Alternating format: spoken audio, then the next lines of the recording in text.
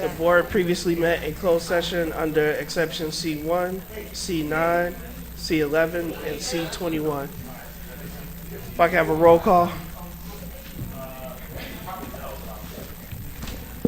Mr. McBride, Ms. Fabian, Ms. Gonzalez, Yes. Mr. Riddle, Ms. Hannah, Ms. Lenzing, Yes. President Ewing. Yes.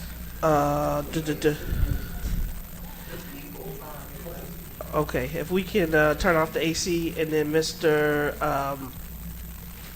Alexakis, are you getting Miss Fabian connected? So Miss Fabian was, we voted to allow her to participate remotely due to an allowable exception as a caregiver. We do have a quorum. All board members are present. Fabian will be joining us momentarily. Mr. Riddle, we send him our regards as he is celebrating 50 years of marriage. So that is a milestone. So congratulations to Mr. Riddle. With that, I'd like a motion to resume open session. Motion. Motion by Ms. Lindsay. Second. Seconded by Ms. Gonzalez. All in favor, signify by aye. Aye. Any opposed, nay. All right, we are now in open session. Ms. Jones, if you'd be so kind as to lead us in the pledge.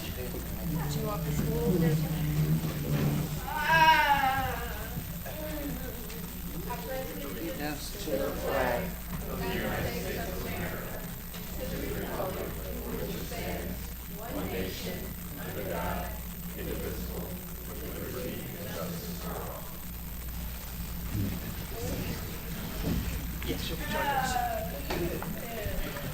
All right. I'm going to actually.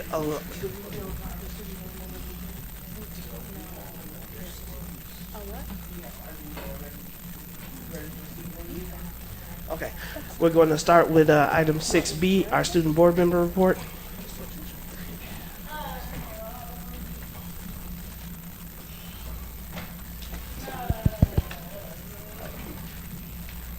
guys hear me? Yes, we can. Good evening. This is my 4th presentation. Sadly, Melanie couldn't be here. You can go to the next slide.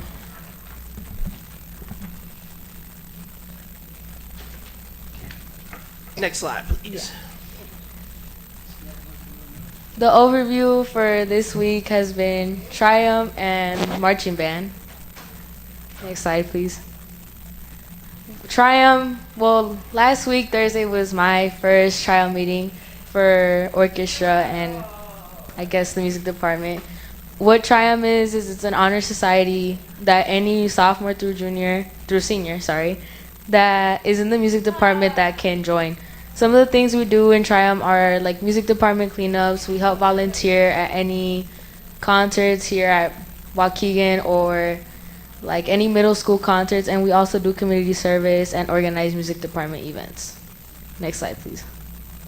I want to give a very big shout out to the Bulldog Marching Band as we attended Naperville Central and we placed 2nd place.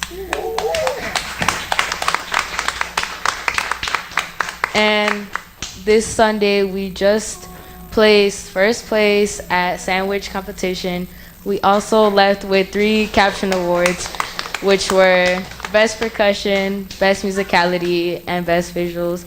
And last week, Friday, we had our middle school band day where all the middle schoolers got to tag along with the marching band to see what it's like to be in a high school marching band.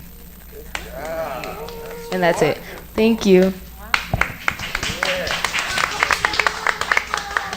Thank you. Oh, really quick. So, how did the middle schools find the high school marching band? How did they like trailing you guys? No. Can you guys hear me now? Yep. Okay. Well, all the directors get together and they organize this from all the middle schoolers. And my cousin was at Juarez, and she was telling me that all her friends loved it and they enjoyed it. Oh, I love it. Awesome. Well done. I want to congratulate you guys for beating Naperville. All the flyovers that Chicago had, they came in first place. So for you guys to give them that kind of run, that means y'all must be doing it. Thank you. All right. He just gave her kudos, so he wanted to say good job for coming in 2nd place against Naperville, or at the Naperville meet. Yeah, and would you know anything regarding the ads that the music department the ads? The which ones? The ads for the music department? I don't think like they've mentioned anything Yeah, to us about it. But Okay. I think if you want to know more about it, I can give you the organizer of AMP's email if you want. Okay. Thank you. Thank you. All right, we got special recognition and presentations. None today. All right, we have our approval of minutes for the September 24th, 2024 meeting. Do we have a motion to approve? Make a motion to approve the minutes as presented. Motion by Ms. Second. Hannah, seconded by Ms. Gonzalez. Any comments or questions on the motion? Any corrections to the minutes? All in favor signify with aye. Aye. Was I here for that? I don't think so. No. Get your word. Yes, I were. That was September. Yep. Motion to approve. All in favor signify with aye. Aye. Any opposed, nay. Meeting is approved. We now have our opportunity for public comment. Again, this is an opportunity for the public to address the board. I do request that you keep in mind civility. We ask that you refrain from mentioning student and staff member names in your remarks. Each speaker will get 3 minutes. If you need translation services will be provided for you, and you will get a total of 6 minutes. I'm going to call the names in order that they appear. First 3 names, if you all can prepare to come up: Ray Vukovic, Chester, and Stefania Diaz.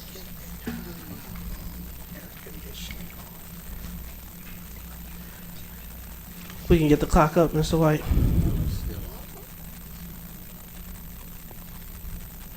Whenever you start speaking, Mr. Vukovic. Good evening. The last board meeting, one of the board members brought up about the time capsule that was opened over at the Glen Rock and Jackson, used to be the South Building, I guess it's AEOC now, and it's quite interesting. And I've come across a letter that was in that box, copy of a copy, it was online, but from the superintendent at that time.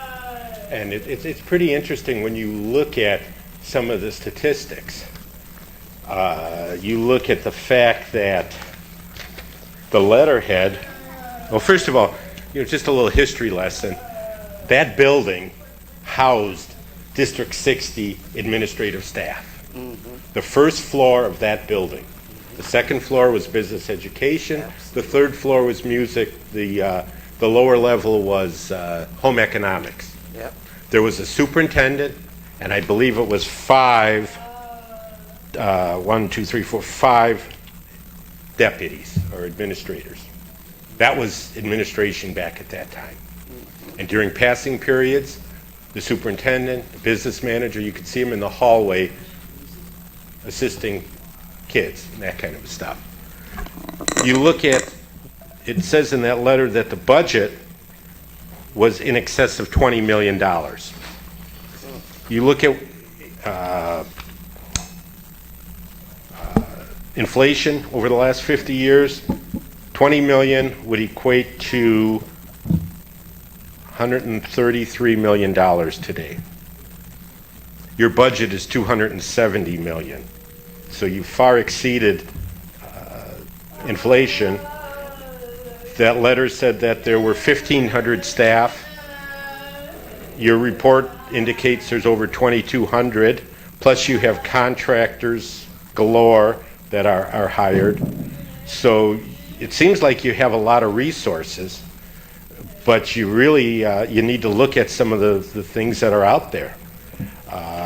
It's the other interesting thing is that the superintendent who wrote that letter, just a few months after that, was asked to leave the district by the Board of Education, and because they weren't happy with the direction that the district was going. And I would think that we're at this point. This individual was here just over 4 years, and we've allowed 8.5 years here. And are things better than they were? We've got our ups, our highs and lows. We have one of the highest paid superintendents in the area, over almost $400,000 in total compensation. Those scores last week, nothing to write home about. After 8 years, you can do better, and the board should do better for the community. Chester.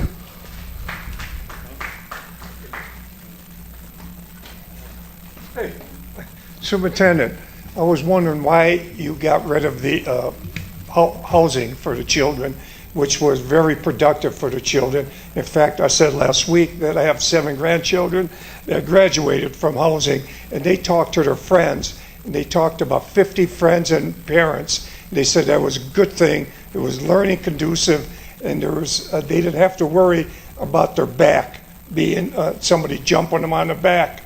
So we're wondering about the money. You're wondering about the money. We go all over the world for 8-9 years, and you bring back nothing for the children, for their education. They're still lagging behind. Oh, glasses. So I'm just wondering if the parents of this district would want to improve education in our district, they should run for the school board and have their petitions in by November 15th. And I know 3 members, superintendent, are for housing for the children. So just need one more vote, and then we'll hope to get the kids back on track.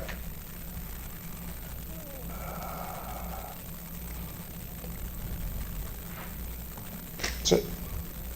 Thank you. Stephanie Diaz.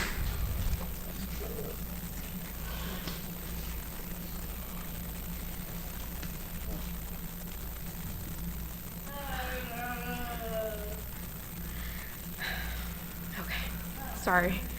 Stefania Diaz. I'm a member from Clearview Elementary. I'm here to speak for the SPED students. We found one puzzle piece for the sensory room. But there's more.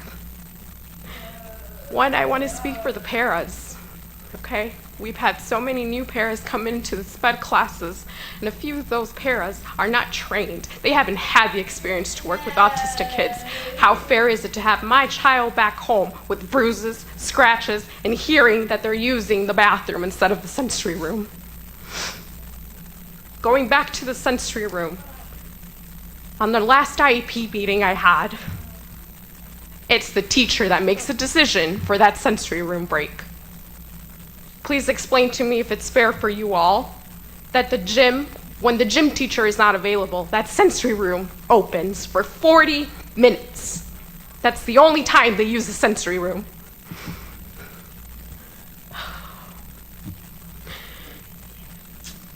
They're allowed to have 3 sensory breaks. These are students that are nonverbal.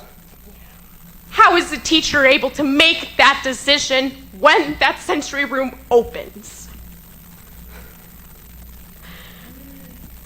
The other part with the paras, they're on their phone. They don't pay attention to them in recess. They don't engage with them in recess. My child has a mind of imagination right now. She's stuck on playing with airport. That's the moment you bring in and you practice your numbers, you practice your letters, you help them build those functional skills. Paras are their second teachers in the classroom. They're not dedicating 5-10 minutes extra time with letters or numbers or practicing how to write their names. You have one student here who was once able to multiply 2 digits. That skill is gone.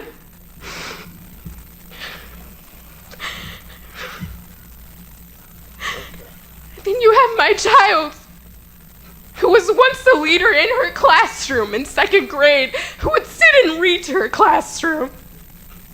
Now coming into 3rd grade, this is her first year with this new teacher, new paras. There is no support for the SPED. They only have 2 paras in that classroom, and they divide them into 2 groups. But where's the support for the teacher too? Thank you. Thank you, Ms. Diaz. The next 3 names are Randy Sabecki, Rayon Edwards, and Shakita Jones.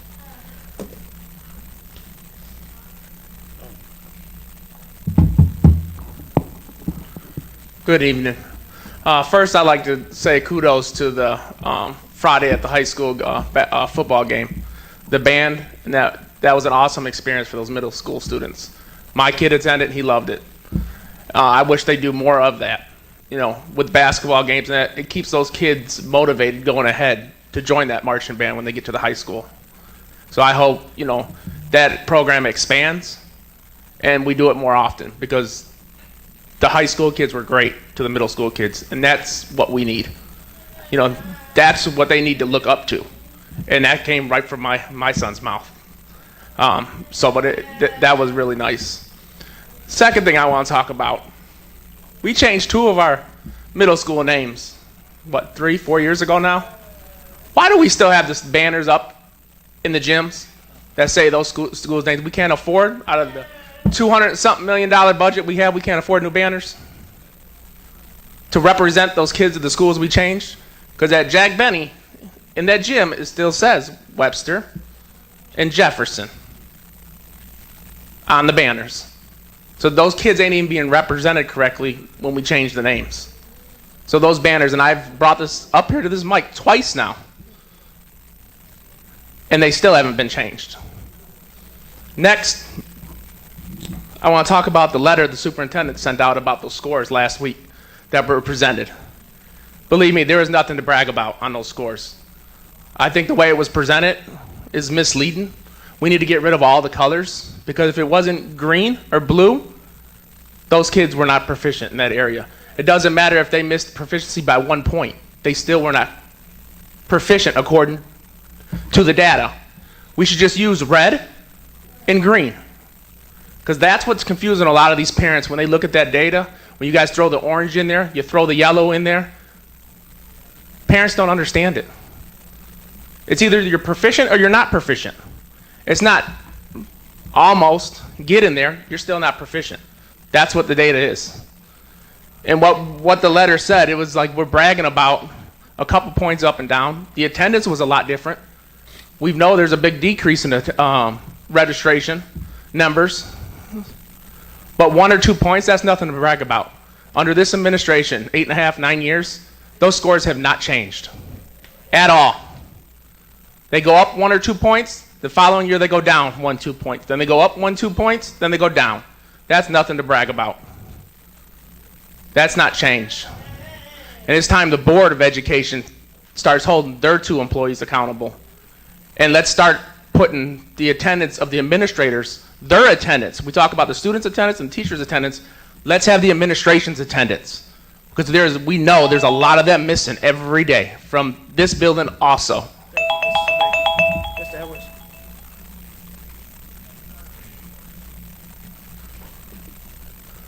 Here's notes today. Good evening, everybody. Today I come in peace. And I want to make this very sure that I'm very clear. Nothing that I say is personal. This board is an elected board. And these taxpayers paid that lawyer and that superintendent a lot of money. So I'm going to talk about to you teachers. I'm hoping all of you guys, I have a Halloween event coming up October the 27th at Eugene King Park, 301 South Ave. I will service about 300 kids. Candy costs a lot, so I'm hoping I can get y'all support. But I want to talk to this district tonight because this whole board, and I want to make it very clear, this whole board is trash. They're the real crooks, y'all. They're the unethical ones, y'all, because they are allowing this to happen. For 9 years, we've paid almost $6 million to this woman. For 8 years, we've elected a board president.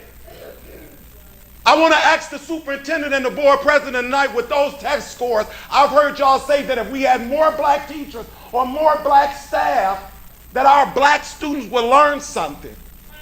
Did you two think of that when y'all put y'all kids over there at Carmel? Because there's no black teachers there. And it's only 4% of black kids over there. So we paying LeBaron, Campos, all of them a budget for McSale. But I want to ask this board, how unethical is it that the superintendent is on that board and we are giving them our district money to McSale, to a board that she's a part of? Allegedly, she used to deal with this guy on a personal level. Just like Ivy, that used to be the principal, who's dating a maintenance guy from our district. Just like the board member in Carolina, who used to date David Villanovas, who's now hired in our district, in our financial department, making the same thing that Angela Edwards was making, and she had the degrees. We know the superintendent's history. Allegedly, she was dealing with the deputy superintendent. See, things like this don't just be talked about unless something like this is really happening. We know how Waukegan works. Nothing happened in Waukegan stays a secret. Nothing. Staff talk. People see things. But this board, we have hired family members. We get trips. We get access, but they say they don't get paid. They are feeding off of our kids, and they are not producing no results. It's disgusting. Thank you, Mr. Edwards. Shakita Jones.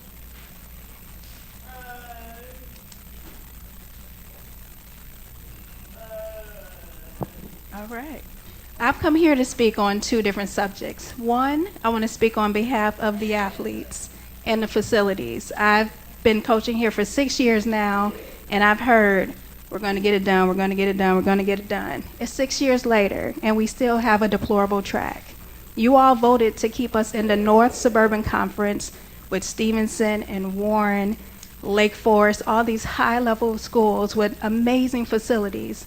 And we can't even host track meets anymore because our facilities are so deplorable. I have seniors coming up. They can't even have a senior night because we don't have any home meets. What is happening? I mean, this is just, kids are going to Carmel, kids are going to Warren. We lose them every year because of education and sports. And it's just a fact. I have coached middle school track, and we have so many fantastic athletes that I lose every single year because of education and facilities. And we know this school district isn't in danger of being a powerhouse academically, so no one's going to voluntarily move to Waukegan. And we know athletically we just don't have the facilities, and we just need to do better by these young people. Because how can you expect them to stay if families have the means to get them out of here, like you all did? I went to Waukegan. I live in Waukegan, but my daughter went to Zion because I wasn't going to allow her to be in this district. And some of you already know, you work for Waukegan, you are on the board for Waukegan, and your kids don't even go to school in Waukegan. So how can your kids not go to a school district where you are an employee and you make decisions? Something very, very wrong with this. So that's all I got to say. Please do better by these kids. Thank you, Ms. Jones. This concludes our public comment time. We do appreciate all of those who spoke this evening. Next up is our consent agenda. Any board member can request that any letter be voted on separately for any reason. Board President, I'd like to vote on E and M together but separate from the rest of the agenda. Yes. All right, so we want to hold out E and M. Are there any other requests to vote on anything else separately? If not, I'd like a motion to approve items A, B, C, D, F, G, H, I, J. Can we just keep scrolling? K, L, N, and O. Motion to approve. Second. Motion by Ms. Gonzalez, seconded by Ms. Lindsay. Any comments or questions on the motion? All in favor, signify. Oh, sorry, roll call. Mr. McBride. Aye. Ms. Fabian. Ms. Gonzalez. Yes. Mr. Riddle. Ms. Hannah. Yes. Ms. Lensing. Yes. President Ewing. Yes. All right, items approved, motion carries. I'll read those into the record. Item 10A, WHS New Course AP Seminar for FY26. B, approval to attend Nicole Black, Turning the Curve on Black Student Outcomes and Success. C, renewal of Bloomberg Partnership for Teacher Vacancy Grant. D, attendance at NABE Conference. F, ITS Sentinel Battery Backups. G, ITS renewal of Peerless Networks. H, renewal Aruba ClearPass Wi-Fi license. I, renewal of Tyler Technologies. J, attendance at the National School Social Work Conference. K, renewal of N2Y Unique Learning Systems.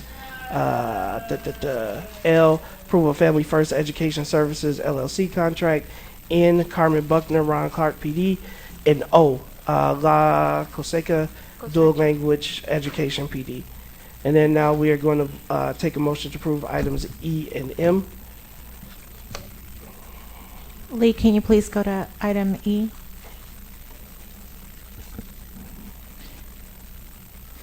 It is the recommendation of the administration that the Board of Education authorize the superintendent or her designee to approve the attendance of 2 staff members to attend the Learning Disabilities of America International Conference from February 26th through March 1st, 2025 in Orlando, Florida in the amounts of $1,900 per person, inclusive of registration, travel, lodging, and per diem, with the total cost not to exceed $3,800. Read item M.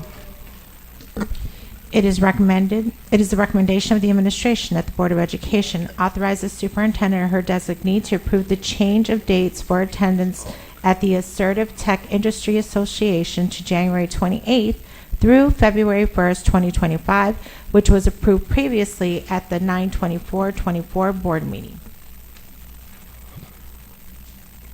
So do we have a motion to approve those two items? Motion to approve. Motion by Ms. Gonzalez. Do we have a second? Second. Second by Mr. McBride. Any comments or questions on the motion? My comment again is in opposition for the location of these conferences. Thank you. Roll call. Mr. McBride. Yes. Ms. Fabian. Yes. Ms. Gonzalez. Yes. Ms. Hannah. Yes. Ms. Lensing. No. President Ewing. Yes, item approved, motion carries. Both items are approved. Consent agenda item, we wanted to vote on item E separately. So we have a motion to approve items A, B, C, and D. Motion to approve. Motion by Ms. Gonzalez, Second. second by Mr. McBride. Any comments, questions? Yeah, you know what? You gotta go in the next, we definitely. I wanna separate E, please. It's already called out, Ms. Hannah. Yeah, we did. Huh? We did. It's Oh, separated out. okay. All right. Roll call. Mr. McBride. Yes. Ms. Fabian. Yes. Ms. Gonzalez. Yes. Ms. Hannah. Yes. Ms. Lensing. Yes. President Ewing. Yes, item approved, motion carries. And now, that's 11A, approval of Jack Biddy classroom furniture purchase. B, approval of FY25 bulk paper order. C, approval of facility rental partial waiver request for Urban Edge Entertainment. D, approval for the crisis prevention intervention trained trainer training. All right, now we got item 11E, approval to attend the 2024 MCEL National Convening. It is the recommendation of the administration that the Board of Education authorize the superintendent to approve Joel Ruiz, Josue Cuevas, Nelson Campos, Oscar Dupuy, Abner Contreras, Daniel Hill, and Eugene Edwards to attend the 2024 MCEL convening conferences in Orlando, Florida from December 5th through the 8th, 2024. The estimated cost is $1,800 per person, which includes registration, lodging, travel, and per diem, totaling $12,600. Do we have a motion to approve? I motion to approve. Motion by Ms. Gonzalez. Do we have a second? Second. Second by Mr. McBride. Any comments or questions on the motion? Roll call. Mr. McBride. Yes. Ms. Fabian. Yes. Ms. Gonzalez. Yes. Ms. Hannah.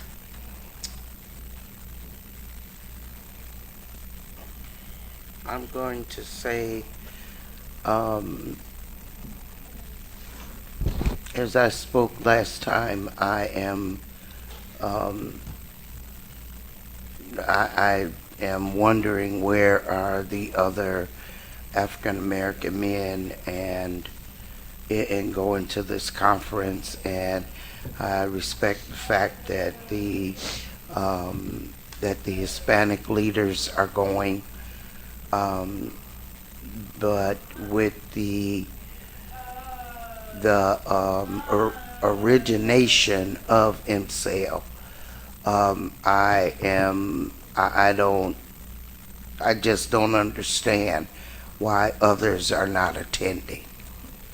And so I'm going to say no. President Ewing. Yes, item approved, motion carries. Ms. Lensing. No.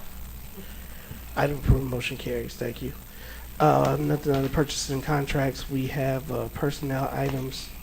If the board is not opposed, can we take these as a package? So it'd be a motion to approve items 13A, B, and C. Motion. Motion by Ms. Lindsay. Second. Second by Ms. Hannah. Superintendent, if you can read all three motions. It is the recommendation that the Board of Education accept the administration's recommendation to approve the retirement and select the resignations as found on Schedules L949, G660.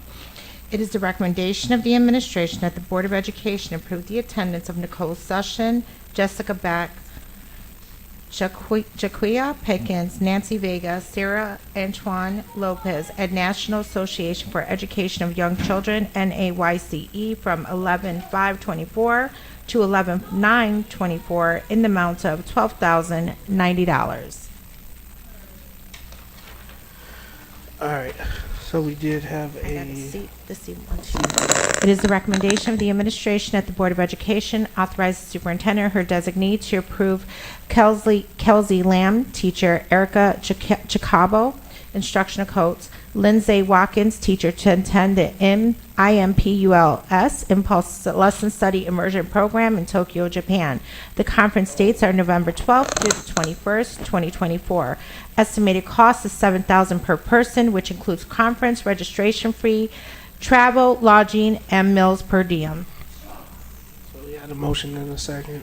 Yeah, I got a comment, a question actually. Go ahead, Ms. Anna.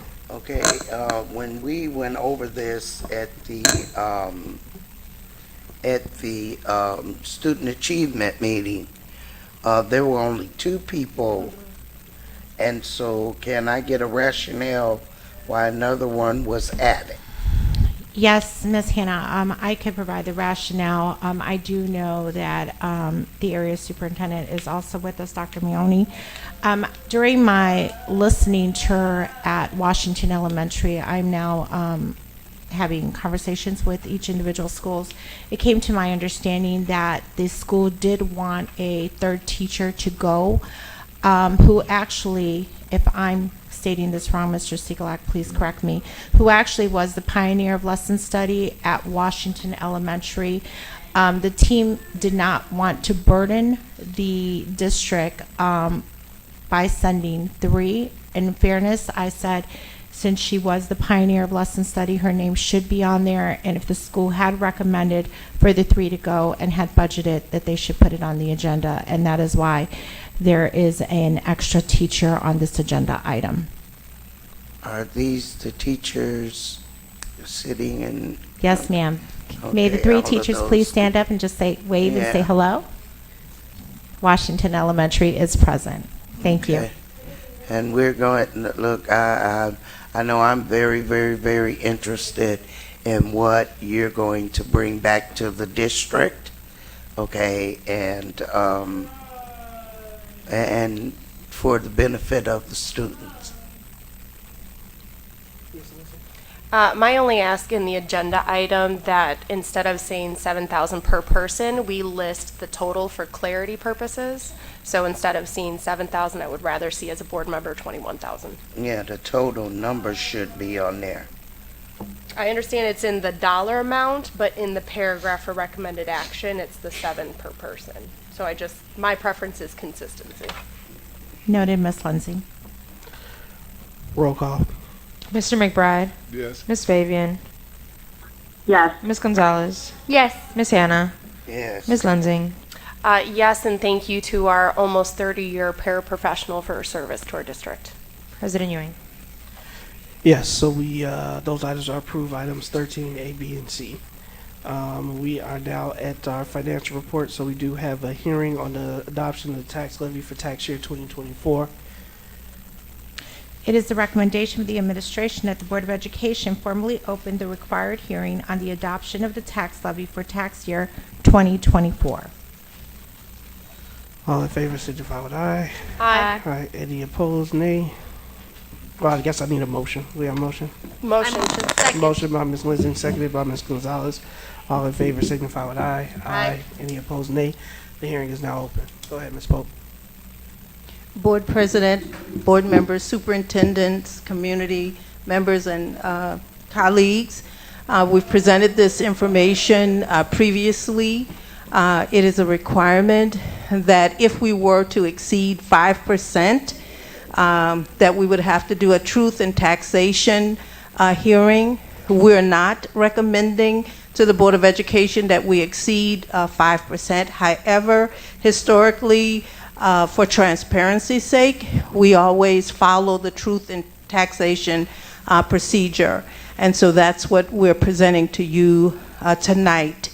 I want to remind the board and the community that this is the tax levy and not the extension. And about the end of March, mid-April, we'll get a notice where we have the opportunity to reduce it to whatever levels the board advises or directs the superintendent to do, who in turn directs the business office to make those reductions. So the reason why we go up to 5%, we do not know what the EAV is going to be, and so it gives the board the opportunity to not leave dollars on the table in the event that they want to raise the taxes. And so if there are any questions for us tonight, we're open to answer those. Any questions from the public? We do have a request, if we can get Mr. Vukovic a microphone.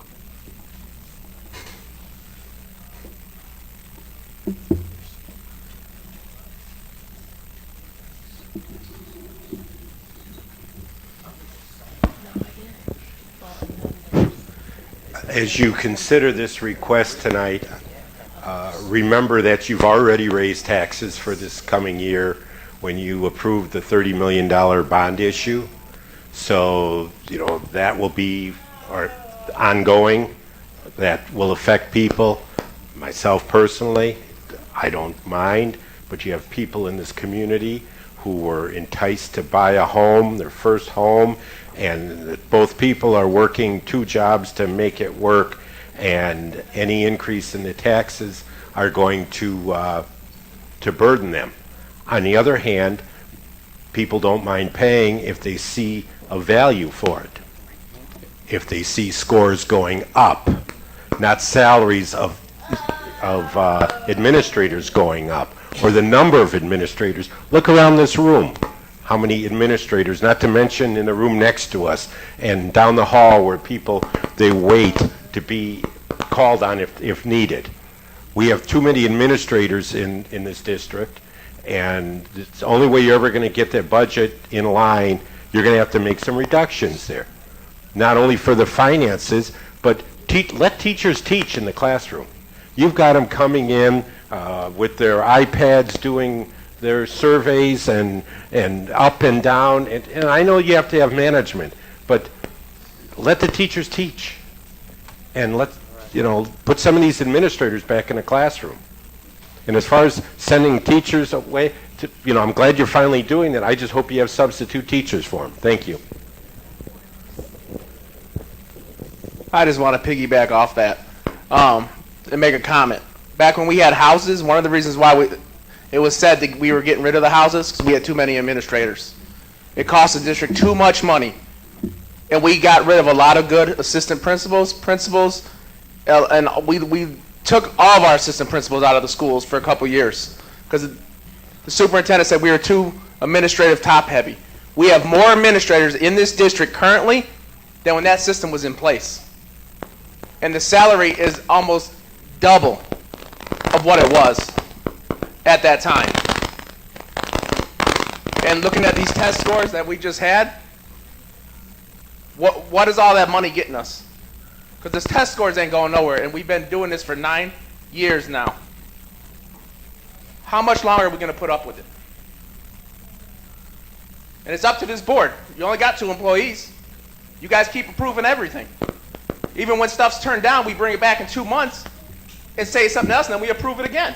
And if you don't believe me, go back and start rewatching all these boards. Every time something's disapproved and we say no, we bring it back in 2 months and then we approve it. I bet you nobody up here can tell me the last time that we voted something down and it stayed down. You can't.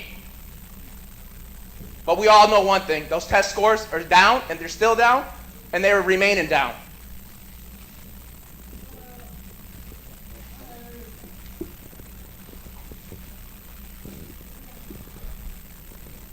So maybe I missed some things, but are we talking about raising the taxes? At this point, we are not talking about raising the taxes. We're going up to 5% in the event that there is a decision to raise the taxes, because we don't want to leave the money on the table. And this is a great segue for me to explain that we just got an update on what the equalized assessed evaluation of the property in Waukegan is, and that value went up. So when the value of property goes up, our limiting rate goes down. What limiting rate means, the amount of money that we're able to get in the district. And so it's going up and down. So what we're recommending here is 5%, so that we can make an informed decision at the end of March, mid-April. So when we say 5%, is that when it has to go on the ballot? No. It's when you go over 5%, right? And we're not going over. Exactly. So this is what we do. We raise the taxes and we keep it at the 5%. And we keep it at the 5% so that we don't alert the community that we are raising the taxes. Because y'all know the community do not pay attention to this. And I noticed this even at the county level, the city level, everybody do this. They keep it at 5% or under 5%, because what this community does not know is when it goes over 5%, it has to go on the ballot. And then our voices is actually heard. But I understand what you're saying, Ms. Pope. I have to say you do a tremendous job with the finances. I will agree with that. But when we're talking about even this 5%, when we're talking about this, have we looked at the food cost? In the stores, have we looked at the taxes for the seniors right now in the city of Waukegan? Have we looked at what the average sport costs for one child to play, and it's only for 3-4 months? When we're talking about raising the taxes, I don't give a care if it's 1%. These people in the city of Waukegan cannot afford it right now, y'all. They are drowning and they are hurting. And as a district, you are feeling the brunt of it. Because one thing you have to know is when a parent is hurting, the first person that feels that hurt is that child. And because we as kids are taught not to raise up at our parents, the first adult that we see gonna feel it. And that's what's happening to these teachers. And I'm telling you that from a black man perspective that has lived in a black household in an underserved community for most of my life. The streets are tearing up their cars, y'all. Nobody is helping them. Gas is high. You guys, this Board of Education, this is on y'all. I don't care what numbers y'all talking about in that back room. If y'all don't have the balls to stand in front of this community and have an in-depth conversation with them about what this means for their finances. And I ain't talking about those big words that we like to use. I'm saying being lame in turn.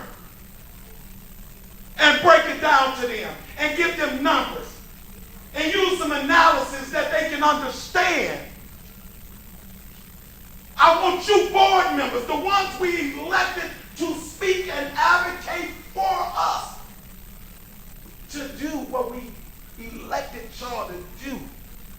And I can assure you this, you can go out this door tomorrow and you can ask 3,000 people in the city of Waukegan, do they think y'all should raise taxes? And I can guarantee you 4,000 of them gonna say no. Because as Mr. Sabecki said, we can keep on raising this taxes for the district, but this district ain't producing no results. When I looked at those scores of those 11 graders, and almost 2,000 of them is not reading at proficiency, that was troubling to me because they have 1 year before they walk up out this district. And if they not ready at 11th grade, they ain't gonna get it in 1 year, y'all.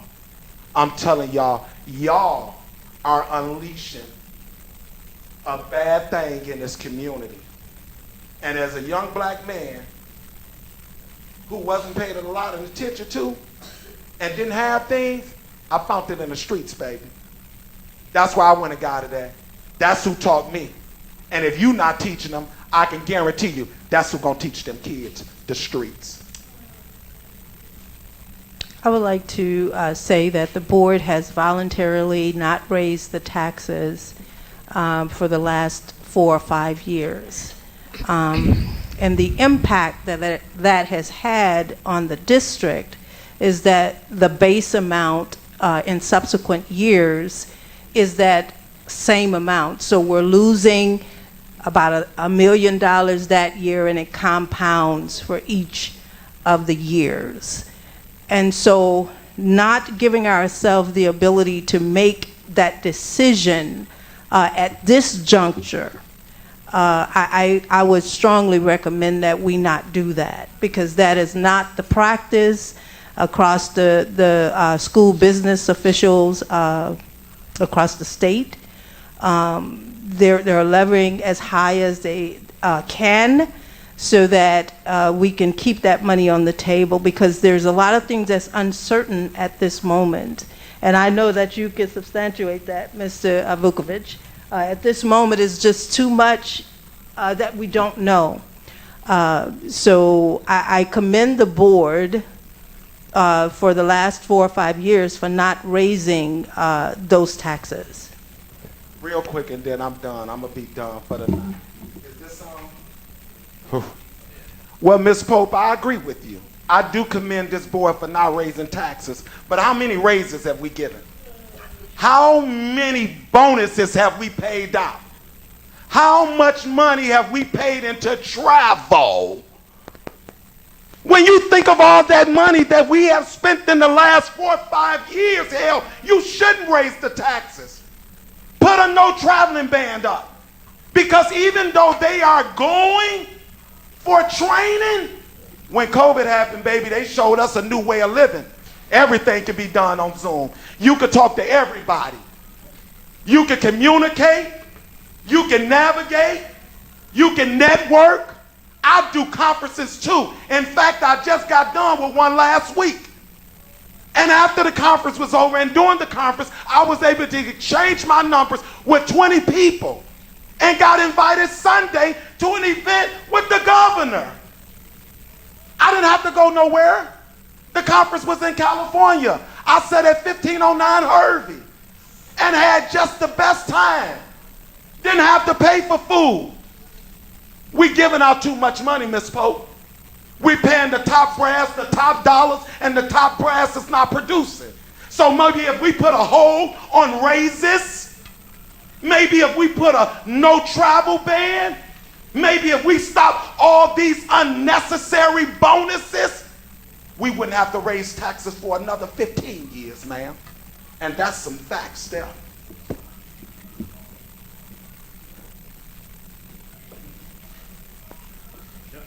It's about the money that you have and how you spend it. And we got rid of the houses, and then as a result of it, last year you had to spend $500,000 putting a new parking lot in the Washington campus. Back under the old house system, you would have had freshmen and sophomore in there. There would have been less cars. So that right there was an expense that this district wouldn't have had if you'd gone back to that. It's how you spend the money and how you account to the public. 2 meetings ago, the board was promised that they would have an update on 214 Washington Street. Still haven't heard anything about that. Here it is, the 22nd of October, and all this money, and of course it's grant money. But the grants, whether it's from Rita Mayfield or Brad Schneider, those are tax dollars. So, we could say grants all we want, but it's all taxpayer money, and the people want to know how their money's being spent, and then they don't mind paying more for education if they're seeing a value in it. Going back to that, build more sensory rooms. You don't have too much sped. Top of that, what about the paras? Paras don't get bonuses. The foreign teacher gets a bonus, $2,000. She only gets $54,000 a year, and this is her second year. You guys are hiring too many foreign teachers, SPED teachers who have zero knowledge of the U.S. Can I interrupt? Because this is making me very uncomfortable. I think we're utilizing very xenophobic language. A lot of Filipino community. Yeah. I'm not racist, but I'm just saying, where's the support for them? When their reading scores are low, yes. SPED, math is low, SPED again. And I thank you for... They're not accelerating. And I agree with you. And I thank you for bringing your comment. I actually sent an email to follow up about the sensory rooms because you have spoken up twice about it. Yes, but we can advocate for things that affect our students and affect our families without alienating other people, because we have Filipino people who were born here in Waukegan and call Waukegan home. I say that and I interrupt this because I think that there is a misunderstanding of what our responsibility is as a taxing body to do to collect money for our students, right? I get it. I'm a first-time homeowner. I bought my home in November, and I'm really lucky that I was able to save up money, work several jobs before I got my corporate job so that I could put a down payment and live right around the corner from where I grew up, right? So this affects me. And I don't have any stake because I don't have kids that are in the district, but I care about the people who will have kids for generations to come. And that's what we're putting on the table right now. It sucks. It's money that I don't want to spend extra. I know it hurts families, but where else are we going to put our stake in the sand when it comes to educating our kids? Because to some folks' point, the senators are sending lots of money, an uncomfortable amount of money to do everything else. And so we are the taxing body that has to say, okay, but this amount of money has to go to the schools.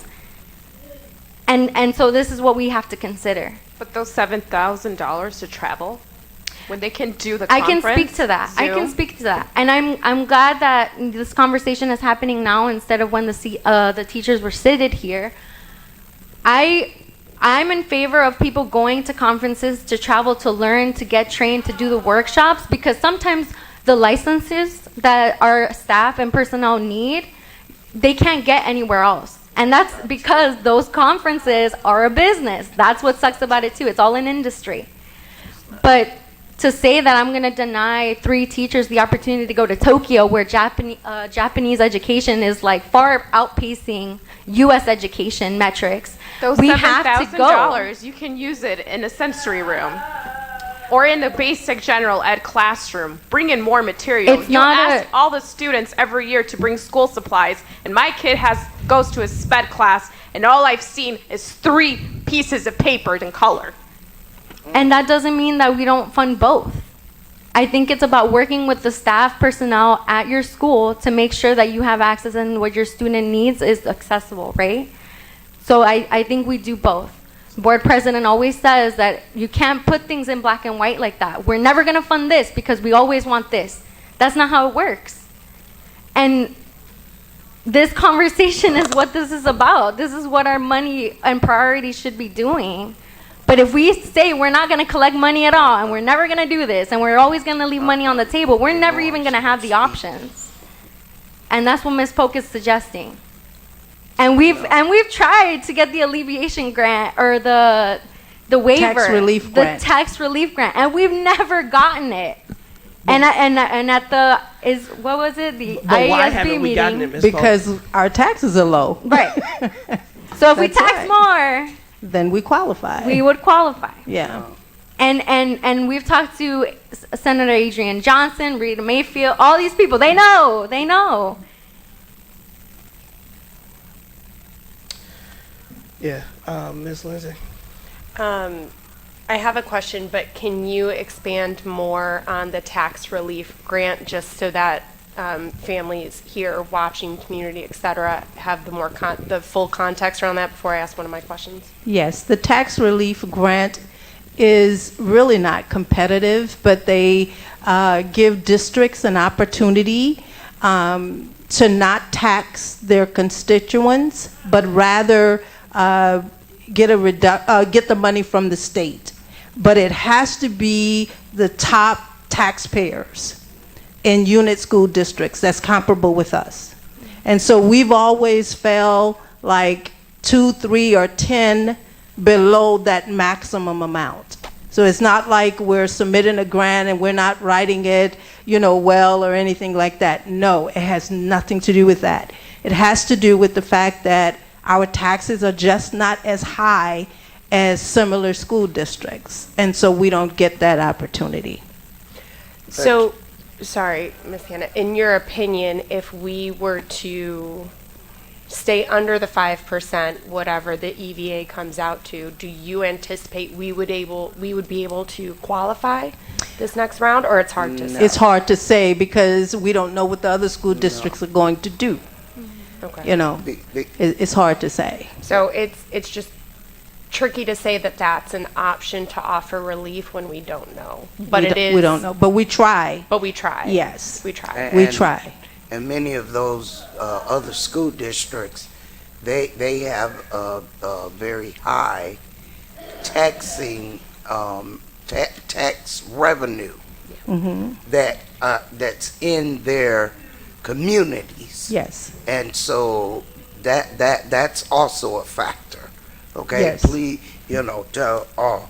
But Oh, I had more questions. oh, okay. Go ahead. So based on a comment you made earlier about the last 5 years, we have not increased taxes, and that is compounded. Yes. So if my math is right, so $1 million in year 1, $2 million in year 2, et cetera, that totals to $15 million.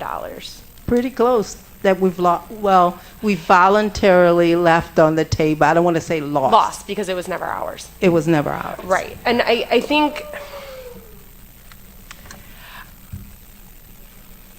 this is not an easy conversation to have in the community that we are in, right? Because my personal belief is that the system in which our state operates funding for school districts, et cetera, is based off of property value. That's based in systemic racism. And you can call me, you can reach out to me in email if you want to sit down and we can go over the particulars of that.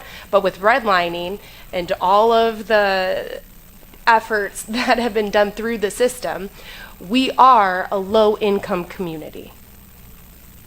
And we are currently, according to board president and the state report card, we are 68% funded. Yes, we're in the 70s now. I don't want it to get any higher You brought up 74, and I brought that up, but yeah, we don't want to leave tier 1 because tier 1 gets the majority of the money, right? So one of the things that I do want to say to the Board of Education is this. Local property wealth goes into the calculation of how much money we get from state aid. Right. So the more money we get from the taxes, the less that the state is going to contribute towards it. So it's all a part of that calculation. So they consider the low amount of money that we're getting from property taxes. But it's important to also say that we're not getting adequate funding. Right. We're not. Right. We're at 74, 72%. I've not looked at it, but whatever numbers we presented during the budget workshop, that's where we are now. But in the report card, it was 68%, but it's going up. So then to that point, looking at the bigger calculation, would you anticipate us increasing would then subsequently lose state dollars? Like, is it just reshuffling? That calculation is so complex, but if we get more local tax base, right, is likely we will lose some of our state aid. But I think we're going to get more because they said by 2027 they wanted to be 100% funded with the evidence-based funding. I'm going to hold my breath for that, to be very frank and honest. But they've been putting quite a bit of money into the formula, and I just want to applaud some of the fellow business managers who have worked very hard. I don't want to talk about the process because they worked very hard in creating a model that would give school districts more money. And then we were honored to go to Springfield to also lobby to change the funding model. So I don't want to cast any disparity on No, that process. And I don't say that, and we have good representation, right? Senator Johnson is out there fighting for us, Yeah. and she has allies that are hoping to increase funding, et cetera. But we can't control that. Right. And we have, individuals coming up and saying, we don't have a sufficient track. Ms. Hannah's been bringing up for a very long time. The counterbalance to that, the community fairly brings up, is are we going to be accountable for these dollars? Are we going to spend it wisely? Is it going to things that either the buildings need, the students need, the staff needs, et cetera? So I just want to highlight for the community, I don't like taxing our families because I understand for many of them that is very burdensome. And we have measures on the ballot coming November, or if you've early voted, for the forest preserves to add on to some taxing, and that's going to impact all of Lake County. So it is a pretty big decision that we have to make, but to Ms. Gonzalez's point, we are a taxing body. We do need to properly fund our students, and we are well below the bar. Yes, and during the budget workshop, we mentioned that this was a perfect storm, just a perfect storm. We no longer have the ESSER money, right? CPPRT is going down. We talked about that. And so it's just a time of uncertainty, and yet there's needs that we have that the superintendent, the deputies, and various other departments have presented to the Board of Education. And we have not raised the taxes. And so the priorities will have to be discussed, and what is most important will have to be funded, which is what we've done over the past few years. And that information has been presented to the Board of Education in detail, line by line, goal by goal, strategy by strategy. And so that information was accessible to both the Board of Education and the community to review that. We've had at least 2 or 3 budget workshops throughout the years where that information was also available, and it's on the website, right? So we try to be as transparent as possible so that everyone is aware and can lend a voice into the direction in which the district is going. One final question, then I'll be quiet, Ms. Hannah, I apologize. So tonight's decision does not, just to recap, solidify we are going to raise taxes. It puts us in a position to, when the time comes to make the final decision, have the full picture and make a choice on that. That is correct. This is not the final. Normally, we hear the sentiments of the board and get the direction from the superintendent. And in March, April timeframe, that's what we do. We do what the board tells the superintendent and what the superintendent tells us to do. And I'm very curious on what that conversation is going to be, because again, to Mr. Vukovic's point, we did approve, a $30 million bond between 2 $15 million chunks, which is going to impact taxpayers. So I think that fuller picture will be helpful for the board when we get to that point. And so there's 5%. Can you just talk very briefly, Ms. Polk, about some things rolling off and rolling on? So while there is an impact, we also paid down some debt, or am I missing? Oh, yes. That's a huge thing to celebrate. Our debt went down tremendously. I don't have those numbers off the top of my head, but we were able to bring that debt down. We refinanced, if you remember. That was something that the board worked with Elizabeth Hennessy and Kyle Harding and the business office to bring that down. And so our debt capacity extends out, I believe, to 2027, 2028. And then we'll have more money that we could do more capital. And so we're excited about that. Mr. Moulton presented at the Capital Improvement Capital Development Committee meeting. Well, they need to $81 million. the whole board. $81 million. There'll be a presentation, That did obviously. what? That's not what tonight is. Right? $81 million That was spent on, there you go, was spent on capital improvement under the superintendent and board direction without going out for a loan. But was that the ESSER money? 18 million, remember the board capped us. They said we didn't want more than 18 million to go into capital, and we did that. And so the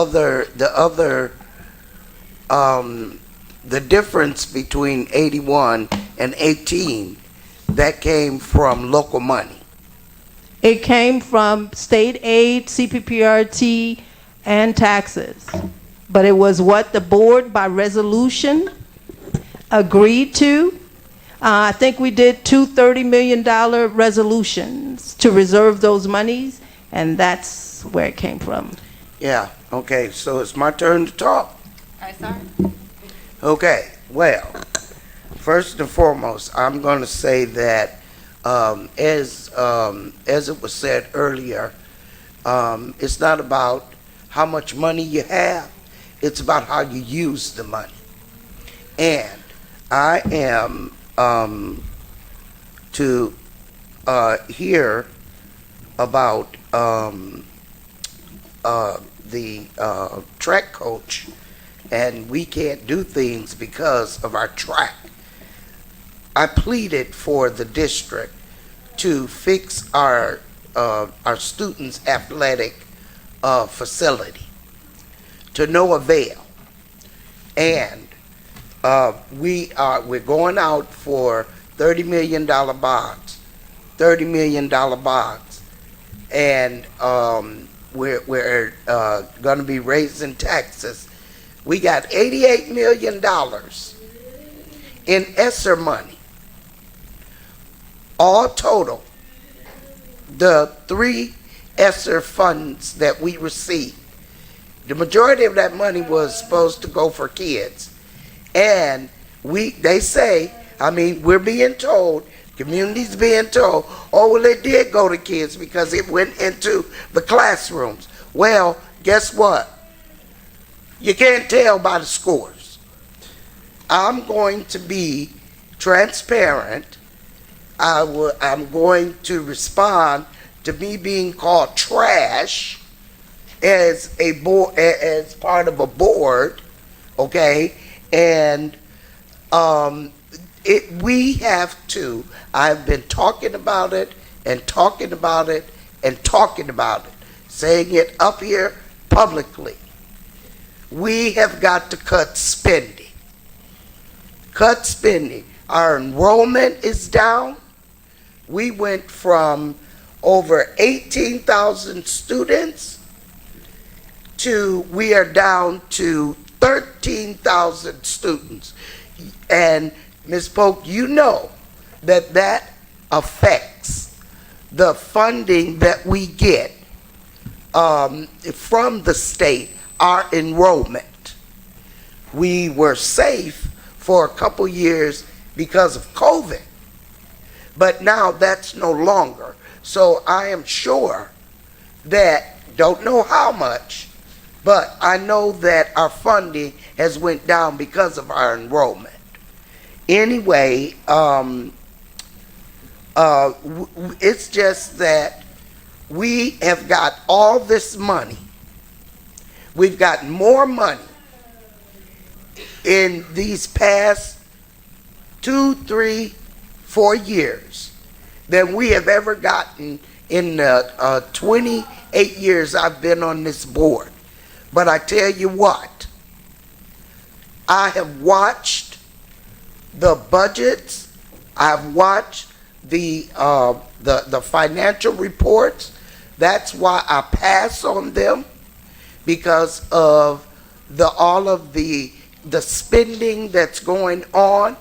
And now we're going to ask our citizens to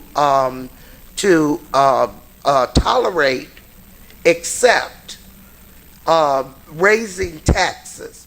And I know that we're going to say, oh, well, they're not going to raise. Yes, they are going to raise. And I'm not saying that it's only the district's fault. There are other taxing bodies that when we get our tax bills that are included. And so all of the taxes are actually going to raise the taxpayers' taxes. It is going to raise up, okay? And so I just think that you have an excellent budget development process. Yeah. You show the board where each department wants to spend money. That's the exact way that it should be, and and that process has been working for us for many years to keep us solvent. But if we do not cut down on some of these this spending, food, different venues, we have 27 buildings that we could hold meetings in. We don't need to go rent out the Greenbelt. We don't need to rent out the Genesee Theater. We don't need lavish foods. We don't need all that stuff. We need to educate our children. We have such a diverse group of children. We have kids in special education. As this parent said, why can't we have more sensory rooms for the needs for our children? And so, tax levies, property tax levies, okay, I'm not going for it, okay, because it affects me too. And so, I'm just saying, as a board member, have been saying, it's not how much money we have, it's how it is being spent. I would just say this, that we have old buildings. Yes, we do. Always have that. We've put money Nothing into upgrades that cost money. We have academic needs. We've put money into that. We wanted to raise the compensation for the teachers, the paraprofessionals, and other groups, WIPs. We did that. All of that take money. It takes money.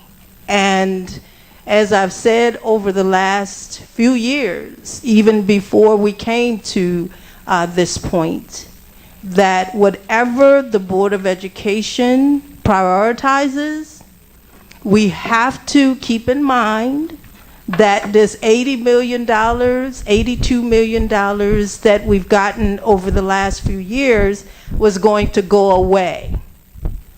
We did not know that CPPRT was going to go down as drastically as it has, but we've had to contend with that. But I think that the decisions that have been made by the superintendent and staff and the Board of Education is commendable, because we're not grappling with selling buildings. We're not grappling with layoffs and rifts and all of those things. I mean, we could turn on the TV, we can hear about it. $15 million deficit, $10 million deficits, I mean, all over the place. We're not there. And I think that we've taken proactive measures to prevent ourselves from getting there. And so I would like to take this opportunity to commend you as the board, commend the superintendent and staff for working through this process. It's a courageous conversation that we all have to prioritize things, because everything is a need. We've spoken about Weisfield. That's a courageous conversation that has to happen because we have buildings, we have staff, we have other needs. And if that is, it is not the job of the business office to make that decision. We don't make that decision. We only say how much money is available, and then the organization makes that decision. Yeah, the organization, and the recommendations are brought to the board. But what my final thing that I'm going to say is that I will never forget the fact that we had the opportunity to fix our students' athletic facility when we had the money, but it was not done. And just like that coach said, we're in a conference of high-level school districts, and our students are ridiculed when the other students come to our facility. And that is not fair to our students or our city. Yeah. And so, and people can say what they want to say, and I already know that I'm going to get a whole lot of rebuttal and everything after I stop. I don't care. And but I'm telling my truth to what I have been seeing, and it is unacceptable, and we need a new direction. Yeah. Can I add a couple of points, please? Go ahead, Miss Fabian. I'll wait patiently some more. I'm sorry, I can't I know you see can't. what's going on, but I just wanted to add to Ms. Polk's point, because we do see in the news that schools are being closed down due to lack of funding, and those are really difficult, even more difficult conversations that school boards are having to make that I thank God we are not in that position. But the other thing I wanted to add onto your list of all of the improvements and the great things that the board has been focusing or putting money towards is we also have to acknowledge that we put in a fee waiver for volunteers. So volunteer hours for families also mean that their fees are being waived per hour of service, which means that's more funds that we're not collecting. That's another way that the board has alleviated some of that cost for our families. But again, if we're not collecting those fees, then where is money coming from? So I just want to reiterate that there have been other prioritizations that do support and help families. Thank you, Ms. Fabian. My points, I'll try and be as concise as possible, and it's not to rebut anything. It's to talk facts, as we talk about truths. But to Ms. Polk's point, there was a recommendation to use ESSER funds towards capital. And at the direction of this board, we capped the total amount that we would use towards capital. So now we come before the community and we say we should have invested in facilities. But I'm here, or rebuilding the track with ESSER funds. Just personally, right, is it's important for us to have Wise Field, but I couldn't support that when we have asbestos issues and all of the other issues. People know my stance. It's been very public as it relates to even 214, right? Again, once we own the building, you have to figure out we own it. But I did not support it because as someone who sits on the Capital Improvement Committee, while we spent $81 million over the last 5 years, we have $18.2 million in school requests. So when we talk about having a conversation with the community, we gave a 4% raise for administrators. It was $842,000 over the last year. But we gave a 21% raise to teachers. We gave an 11% raise to paras. We gave cafeteria workers a 5% raise. We gave other support staff professionals a 29% raise. School sites got a 7% raise, right? That was at the board, and that was without raising taxes. So these things, and maybe we need to do a better job of communicating it, but sometimes there are binary choices. When we're talking about unnecessary spending, there's a budget process, and we go through, and to Ms. Polk's credit, we all remember the days of spend down, right, and roll over budgets. We no longer do that in Waukegan Public Schools, and so everybody comes in, you prioritize it, and if we have 300 things on the list, there are 300 things on the list, and we fund them based on priorities until we run out of money, and we hit line 110. But those other items don't go away. When we talk about what the board has done, the sensory rooms that we have invested in, that's money that we're putting back into the classroom. We're not the ones responsible for making sure that they're open. And I'm not putting it, but that's the direction of the superintendent. Yep. So when we talk about where resources are going, that's where we're putting them, directly into classrooms, which is what we said. And so if the scores are not moving, the scores may not be moving to the level that we want to see them moving, but it's not from lack of investment. It's not from investing in people. And when we have the conversation, to Ms. Gonzalez's point, I think that we keep talking in isolation around this specific issue as if it is a Waukegan specific issue. We have 4,000 teacher vacancies in the state of Illinois. The majority of those are concentrated in high need districts. When we go up to $120 an hour for substitutes, to Mr. Wilkinson's place down the street, what do? They go up to $150 because they can afford to do it. And we're playing this game, which requires us to respond, which is what Ms. Polk is suggesting, and for us to be prepared is because we don't have a clear picture of the financial landscape. The board can, in April, whenever the levy is done, request that we keep it flat. But we also heard tonight, we want more sensory classrooms.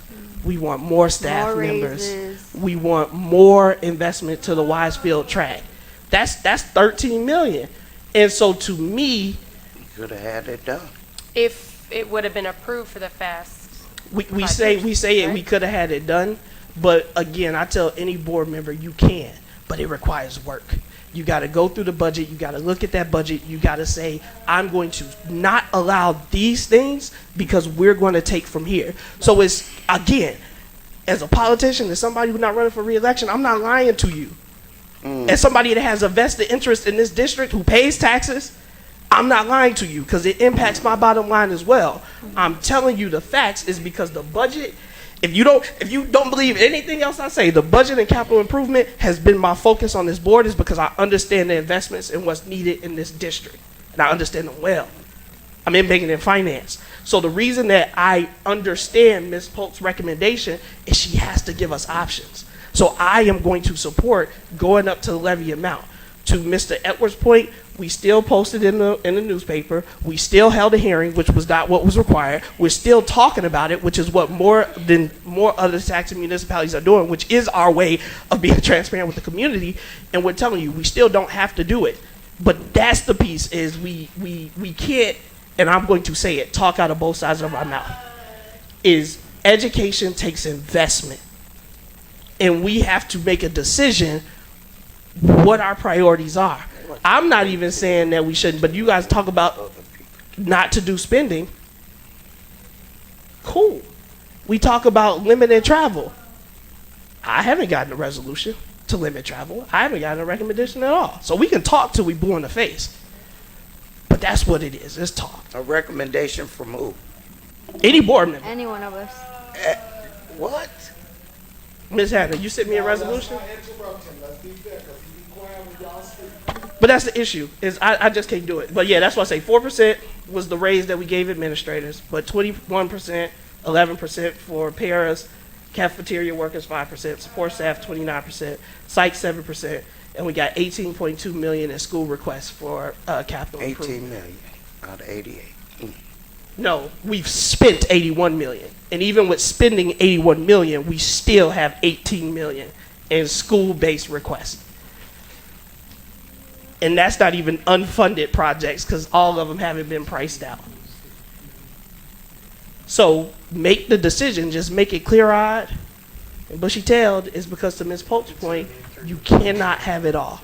And the reason that you cannot have it all is because of what Ms. Lansing spoke to, how we choose to fund schools in Illinois. We're not changing that fact. I see Mr. Vukovic and then Mr. Edwards, and then we're going to move on.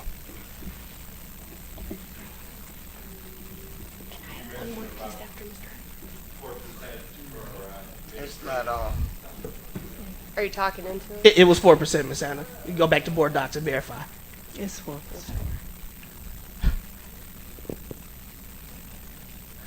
While they're figuring out the mic, my only additional comment is we've also invested in a reading curriculum, which is going to directly impact those scores, which I'm excited about.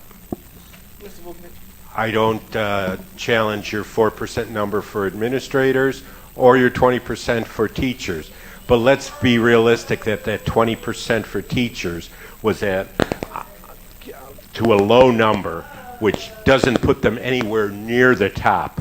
But when she gets a 4%, it puts her among the top in the state. So let's be clear about that. And then as far as money, I understand that you left $1 million on the table every year and that kind of stuff. But let's remember that over the last, 7 or 8 years, it started with the evidence-based funding, that this district got a windfall of $14-15 million the first year, and it has grown every year after that. So it's not as if the board just said, no, we're not going to take this property taxes. You've had funding from the state that you didn't have before. It comes back to how you spend it.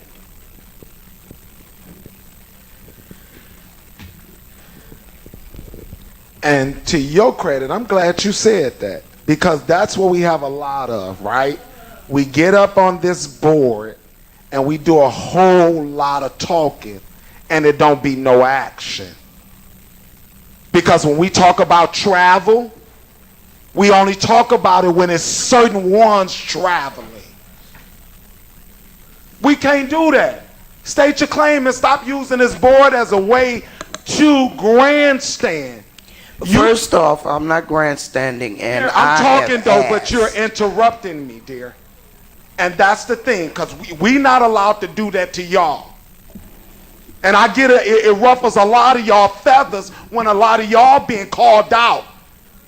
But we got to stop that, because if y'all supposed to be the professionals up there, and we watching y'all, and we watching the board president speak, and we seeing side-by conversations, and him being interrupted. What I'm saying is this: we all got to act like adults, all of us. And this rules got to apply to everybody. Ain't nobody exempt. As Mr. Vukovic said, we've had lots of money and we mismanaged it. That's the bottom line. Let's eat that. Take it and move on. But when we talking about, and I appreciate those numbers, and we talking about what we gave the teachers, how long did it take us to do that? That was something that should have been done.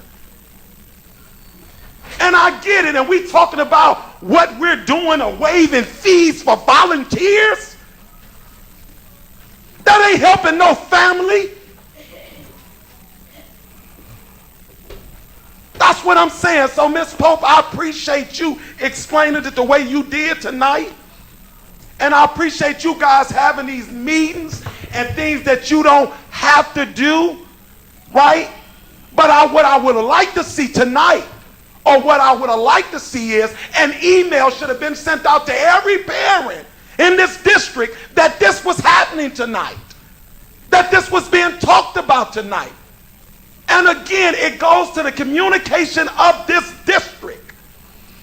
It's bad. And I'm not blaming the board for the communication, but I am blaming the board because, again, it's been said several times, y'all have 2 employees.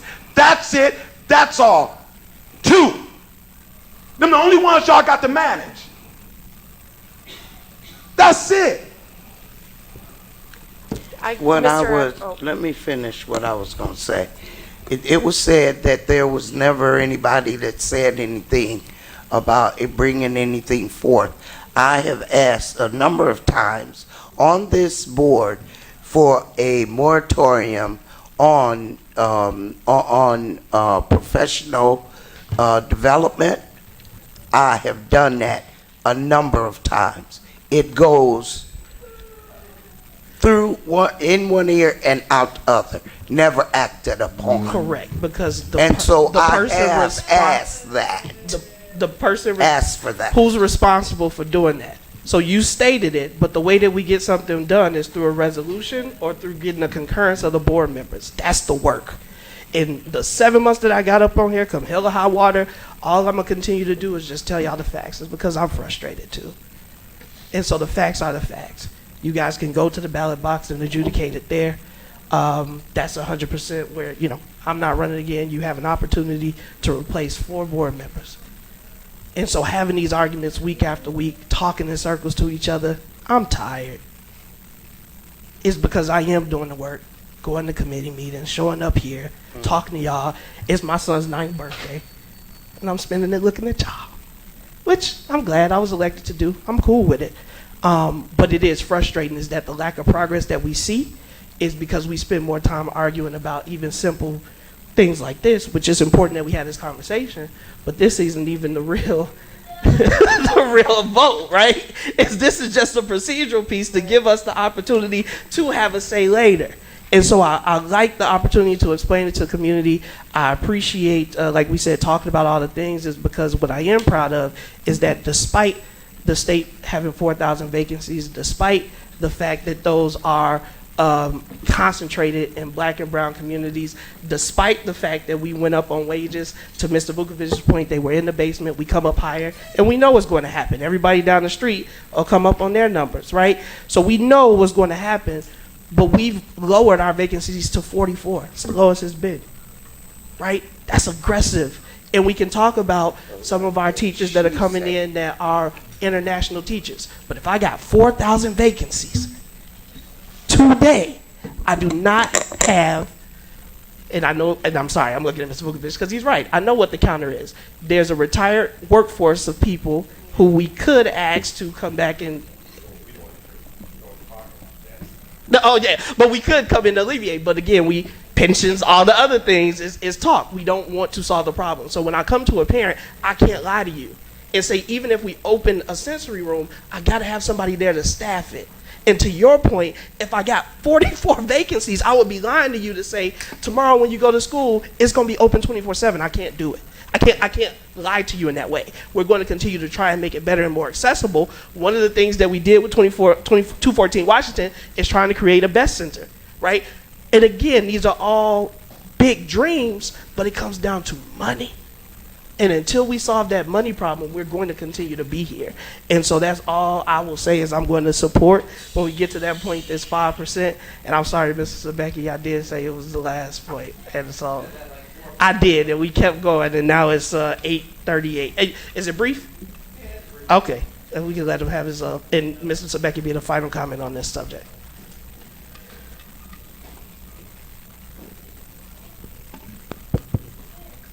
It is going to be brief.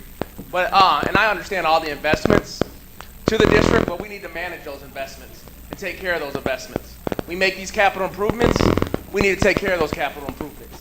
Like the parking lots. If we're seal coating the parking lots, when you put down a brand new parking lot, that parking lot's going to last a lot longer than redoing a parking lot again in 3 years with driving heavy buses and that on them. We just bought a brand new maintenance vehicle in this district, and it's already smashed up. Is that going to be fixed, or is that just going to be like that? But that's what we're talking about. When we make these investments, we need to take pride in them and take care of these investments. And we didn't hear nothing about that. I just happened to see that at Weiss Field. Brand new truck already smashed up, but we didn't hear nothing about it. That's the stuff we're talking about. We make these investments, and I'm glad we are, but we need to take care of these investments. Yep. Very fair point. All right, with that, I'd like a motion to close the hearing on the adoption of the tax levy for tax year 2024. Oh, second. Motion to close the levy was from Ms. Gonzalez, seconded. I heard Mr. McBride. All in favor signify with aye. Aye. Any opposed, nay. Item 10C, adoption of property tax levy for tax year 2024. It is the recommendation of the administration that the Board of Education approve the aggregate levy and the amounts attached totaling $55,438,412 and authorize the superintendent, the treasurer, or her designee to submit the information to the Lake County Clerk's office no later than Tuesday in December. Oh, I'm sorry. No later than the last Tuesday in December. Thank you. Motion. Moved. Motion for Ms. Winsing, and then do we have a second? Yeah. No one's going to second? Second by Ms. Gonzalez. Thank you. Any comments or questions? Roll call. Mr. McBride. Yes. Ms. Fabian. Yes. Ms. Gonzalez. Yes. Ms. Hannah. No. Ms. Lensing. Yes. President Ewing. Yes, item approved, motion carries. And then we got item 16D, resolution to abate tax year 2024 levy for principal and interest on the 7 million taxable general obligation bonds, alternative revenue series 2016. It is the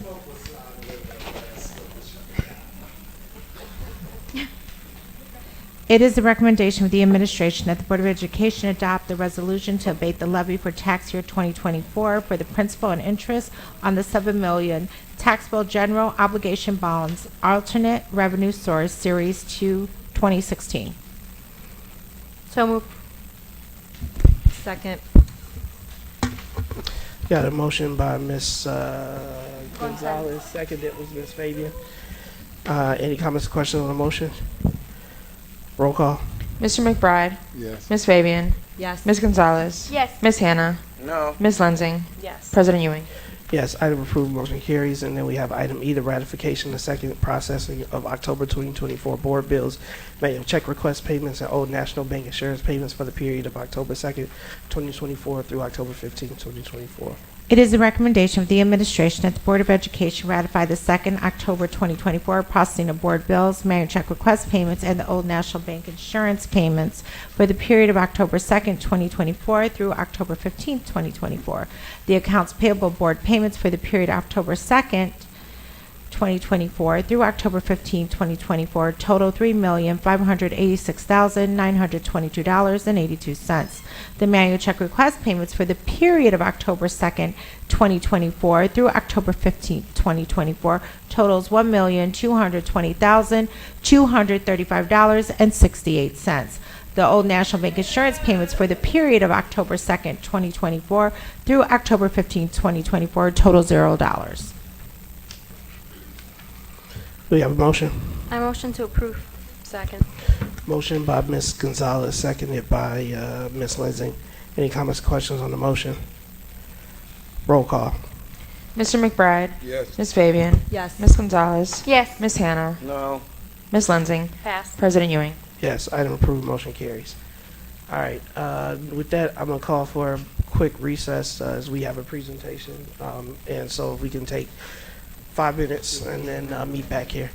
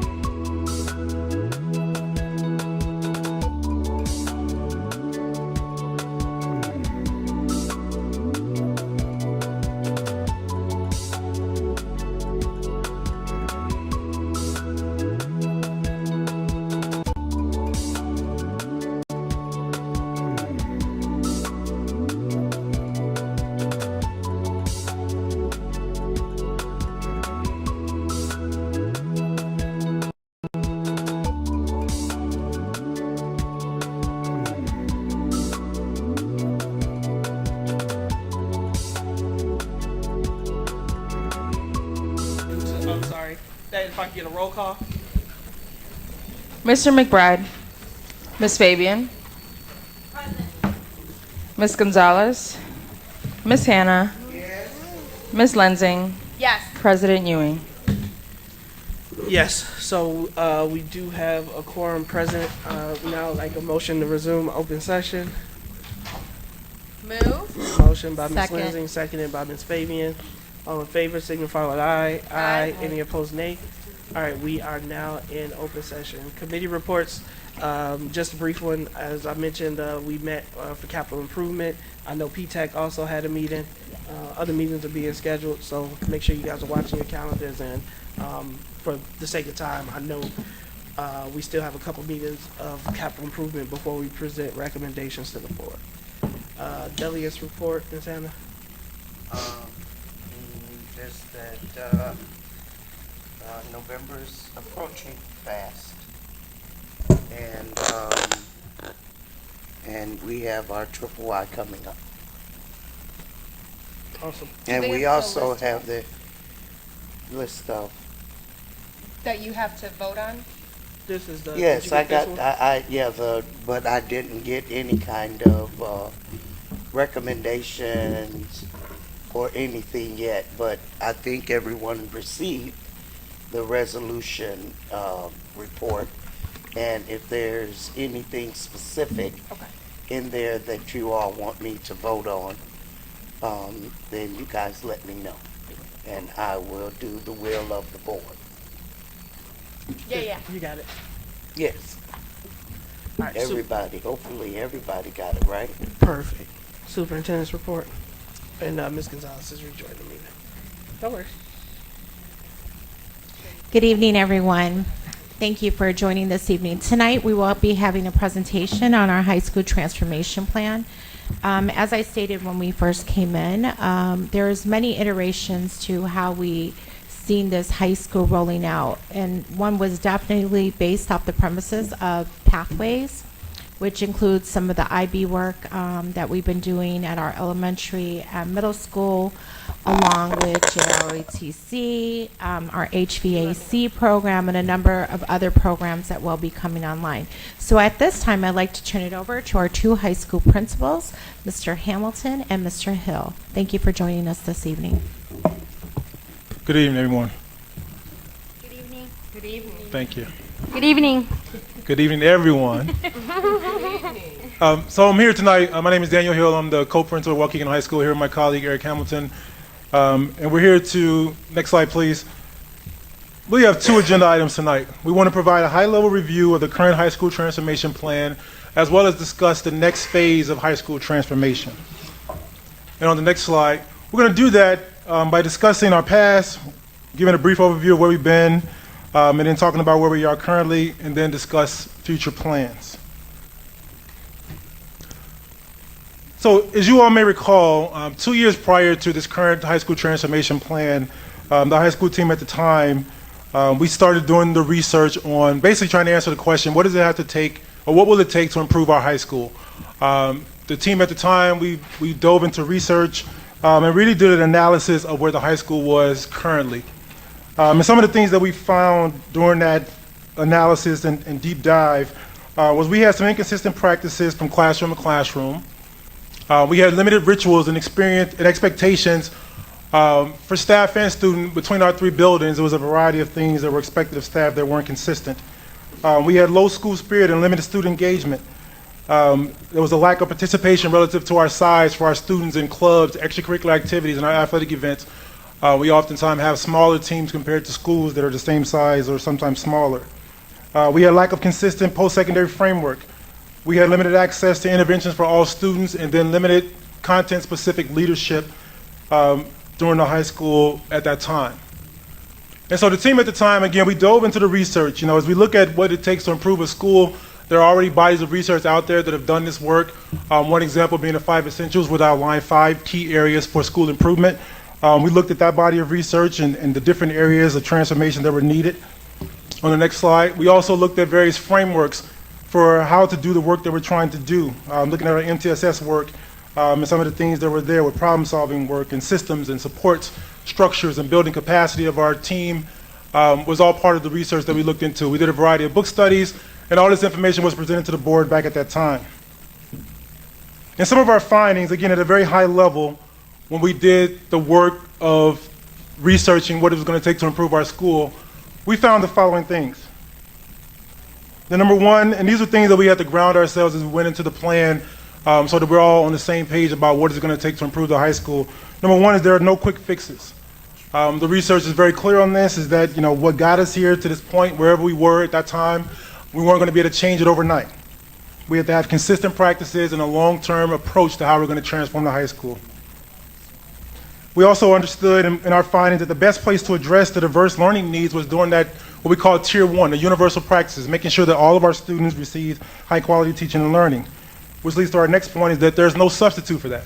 There's no substitute for high-quality teaching. So with all that we're going to be doing with the high school transformation work, we wanted to make sure that we focused in on that one very specifically. We also understood that change is we not only need to change the skill sets, but there was also some mindsets that had to shift. Our beliefs and ability, can we actually do this work? Looking at the research and knowing that our collective efficacy, our collective belief that we can transform Waukegan High School was an area that we had to undertake and attack. And then finally, we have to understand from our findings that excellence must be the goal, and then access and providing all students what they need was the way that we have to go about this work. And so that led us into the fall of 2022, which where we launched the high school transformation plan. This plan was a long-term vision for the district's work. It was part of the overall strategic plan for the work of the high school. During this plan, we wanted to increase collaboration, coherence, and the alignment across all three of our campus sites.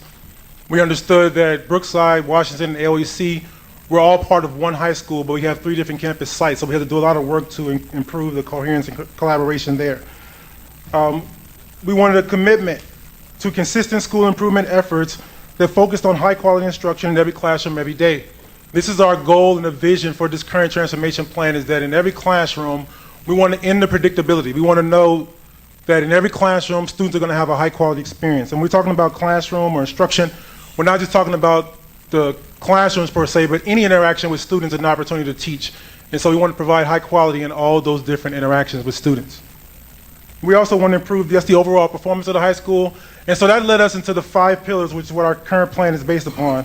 We have 5 years worth of plans written out for curriculum instruction and assessment, in the area of staff, culture, and leadership, in the area of student support services, our post-secondary and college and career readiness, and then finally we have a plan for student culture. And through the implementation of that plan, that leads us to where we are right now in year 3 of that. Thank you.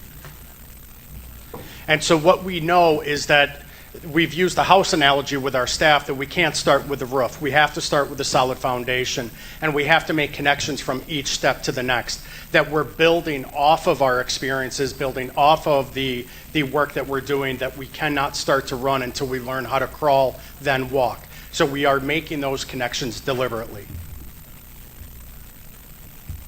Next slide, please. And so again, as Mr. Hill said, our focus for phase 1 has been high quality instruction in every classroom, every day. And what do we need to do as teachers, as counselors, as principals, as assistant principals, as academic chairs to ensure that, to make sure that that is occurring on a daily basis? And so we have focused on 3 areas where you see we have focused on instruction, which is the how we are delivering our information to our students. We focused on the curriculum, which is the what we are trying to teach our students, and we have focused on the environment, where we are doing it, and the environment that we create through our positive or negative interactions with those students, and what we can do to manage those. And so as a focus of an administrative team, as teachers of professional development, every aspect of our being as a high school in this phase 1 has been focused on those 3 areas. And so what we have found under instruction and what we have developed is data-driven meetings, data-driven instruction. We've created a planning and instructional culture. we provide active feedback. So earlier today you heard a reference about people walking through with iPads. That's because we're trying to provide constructive improvement-based feedback that's non-evaluative to help our teachers improve, to help then student performance improve. We also focus on professional development so that we can provide something that is specifically tailored to a group of students rather than a one-size-fits-all model. And then we also have focused on family and community engagement. As for curriculum, we want to decrease that unpredictability. We want to increase predictability by having common assessments, by having common best practices in place throughout classrooms, throughout athletic fields, that we know this is the best way to teach and work with our young children. We have partnered with the Network for College Success to focus on our freshmen on track numbers, and we're providing students with opportunities to choose their path. So that it's not a predefined path, but it's one that they can choose. If they have to alter, they can, but that we're providing them a vision of what their future can be. And then also to look at student mentorship. How do we start to provide the opportunity for a student that's a freshman to see themselves in that senior with whom they can interact? And so in the environment area, we are focusing on our attendance, our discipline, how we do that, and our safety. We're focusing on the increase of athletics and clubs and developing ongoing opportunities for families and communities to engage in a way that we know will help support our students. And so one of the things that we wanted to just show you a demonstration of that is a video that encapsulates some of the work that we've done in the present.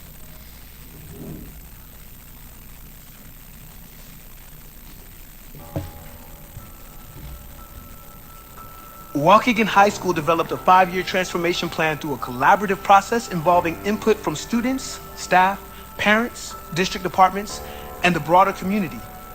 This engagement allowed Waukegan High School to identify 5 pillars for improvement: curriculum, instruction and assessments, staff culture and leadership, student culture, student support services, and post-secondary readiness. The plan integrates research, best practices, and feedback to address the unique needs of the Waukegan community. The curriculum, instruction, and assessment section emphasizes data-driven instruction, regular feedback, and professional development to create rigorous, personalized learning experiences for all students. Staff culture and leadership focuses on fostering a positive, collaborative environment where teachers can grow and lead. Student culture promotes respect, engagement, and a safe, inclusive environment, encouraging student leadership and positive behavior. Student Support Services implements a multi-tiered system of supports to address academic, behavioral, and social-emotional needs. Finally, post-secondary readiness prepares students for life after high school through college and career readiness programs, internships, and personalized guidance. The vision is to create a high-functioning, supportive school where all students thrive, achieving their full potential and being well prepared for their future. This transformation plan relies on the dedication of Waukegan High School staff, leadership, and the community to provide the resources and support necessary for student success.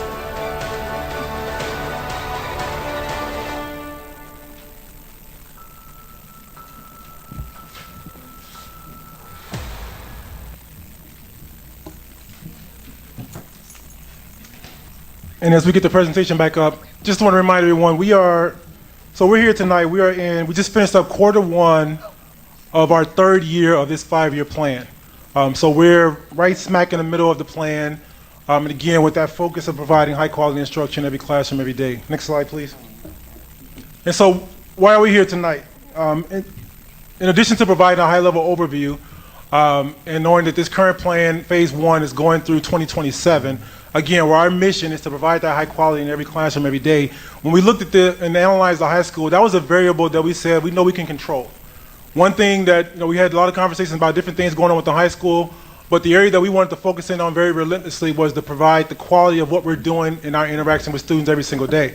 And so tonight, what we wanted to do is just launch what the future would look like for Waukegan High School. And so our plan over the next 3 years is as follows.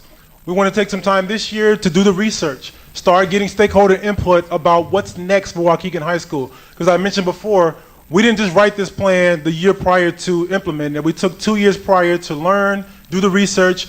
We've been visiting other schools, we've been studying, we've been reading, we've been learning about what we've been doing right now. And so we want to start to dive into that more strategically and start to open it up for stakeholder input now. And then the following year, 25-26, is when we want to actually begin the process of developing the plan for what the high school will look like next. And then with the goal of that final year, 26-27, there'll be an overlap where we're finishing off the current plan, analyzing, making sure that we hit the goals, and beginning to phase in the second phase of the high school transformation plan. And so our call tonight, on the next slide,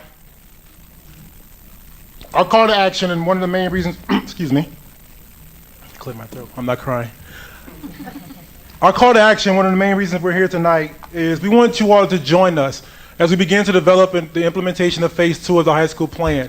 We're going to start to have some informational sessions here in November, talking about where things are, start to get some feedback, and then we have a very strategic process on how we're going to do this. And so we're going to develop, after this presentation tonight, Eric and I will be meeting with our leadership team, and we're going to begin to establish the research that we want to begin to dive into, and also provide a framework for phase 2.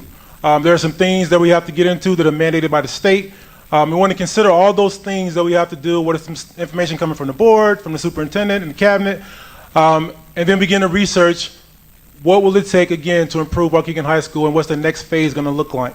And then after that leadership framework we set up, then we're going to begin to have conversation with the various departments. Like we did last time, we'll have meetings with all the different departments under the ASAP and the operations division of the House. We'll begin to have parent and community focus groups so we can get feedback and input from those groups. Then we'll have some general inquiry sessions with the various departments to make sure that, because everybody touches the high school in one way or the other, and we want to get their feedback for what's next for the high school. What have they learned? What are some things that we can begin to do next as we again look at transforming Waukegan High School?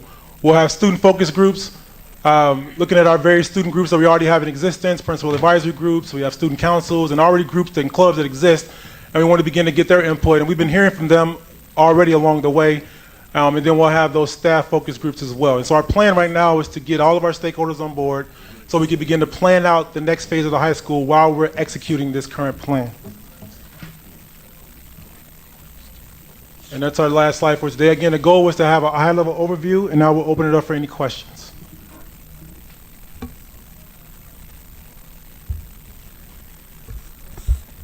I guess I'm a little bit confused because you said you took 2 years to do all this research, and now you're going to take another 3 years to develop a plan. So in the 2 years of doing the research, we weren't developing the plan?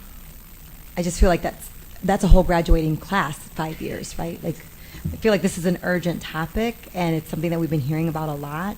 So I'm just kind of confused. We took 2 years to research, but we're going to take another third year to research? No, what I'm referencing is that prior to this current 5-year plan that we're already in the middle of executing, we didn't just write that plan and just didn't pull it out of our hats. Okay. 2 years prior, we were actually doing the research and the work to actually understand what we were going to plan for this current 5-year plan. And so now, knowing that plan is going to be ending in 2 years, we want to start what's going to be next. Okay, so you're finishing up the last 5-year plan is what you're saying. And starting this new While we're still working on this plan, we're going to start the work for developing the next plan. Yeah, this is year 3 of a 5-year plan. Gotcha. And that would be my only feedback is to, when you present to the community, maybe being very specific about the ask, right? Is when they're coming to a focus group that, like you guys did, this is the update. We have 2 years. These are the things that are already on the roadmap and agenda for the next 2 years. And then starting in 2027, this is what you guys are helping us to develop. Just the clarity around that could help alleviate some of the confusion, Ms. Gonzalez. Yeah. I think similar to that, and from previous presentations that we've had, I've said it to the board president kind of in passing, but I think sometimes what's really hard about having these conversations is that it almost seems like the presentation is sometimes it's an introduction or it's an explanation that would seem more appropriate for the team to be all on board. And for me, I'm like, I don't care. I don't care how you do it. I care about the outcomes. And I think that that's what our community needs, is that what is going to be different in the classroom, in the school, in the ecosystem than what we've seen right now or in the past, that we can refer to in relation to this plan, and how are the steps that you're taking getting us closer to the goals that we've set, right? I think tying those things together is what our community sometimes needs to see more and more and more, because kind of like Miss Fabian said, it sounds. I know what you guys are saying, and it makes sense because you have to have done research and created a strategy before you execute a plan, right? But to regular ears, it's like, well, you're just planning a plan and to plan a plan, like. But that's not what we know that you guys are doing. You guys are seeking the levers, right? You explain the pillars. Each pillar that you're moving is to help educate the students, right? And so I just, in the future presentations and the conversations that you have, tying those metrics together would be more helpful. Noted. Any other questions related to the presentation? I would say to that point, it's where are we in this current 5-year plan? What were the pillars? Like Adriana was saying, to then tie in what will be the future 5-year pillars, right? So then it's more clear of we're still working through this plan, and you're still going to see these things coming up, and then we're going to move to this. And I understand that you don't have that 5-year plan executed to say, or the next 5-year plan executed to say this is going to be the exact difference in curriculum and instruction, because you're still doing those focus groups, right? You still have to get that feedback, because you don't want to have that framework and that plan in place prior to getting that feedback. You want to do it in partnership. I totally understand that, but it's that piece of this is where we are at currently, this is what the pillars are now, this is what they will be in the future. This is what we're going to continue to do as we plan for the next 5 years. So then it makes more sense instead of hearing like we just keep planning. Go ahead, Mr. McBride. You know, what I'm hearing, it's all good if it's implemented with fidelity. And I do understand that when I see that Black Student Council, kids coming together, building their self-esteem, and teach it in the class the right way, all those things make sense to me. But are they really being implemented? I even heard tonight somebody say something about class teaching. You know, sometime with the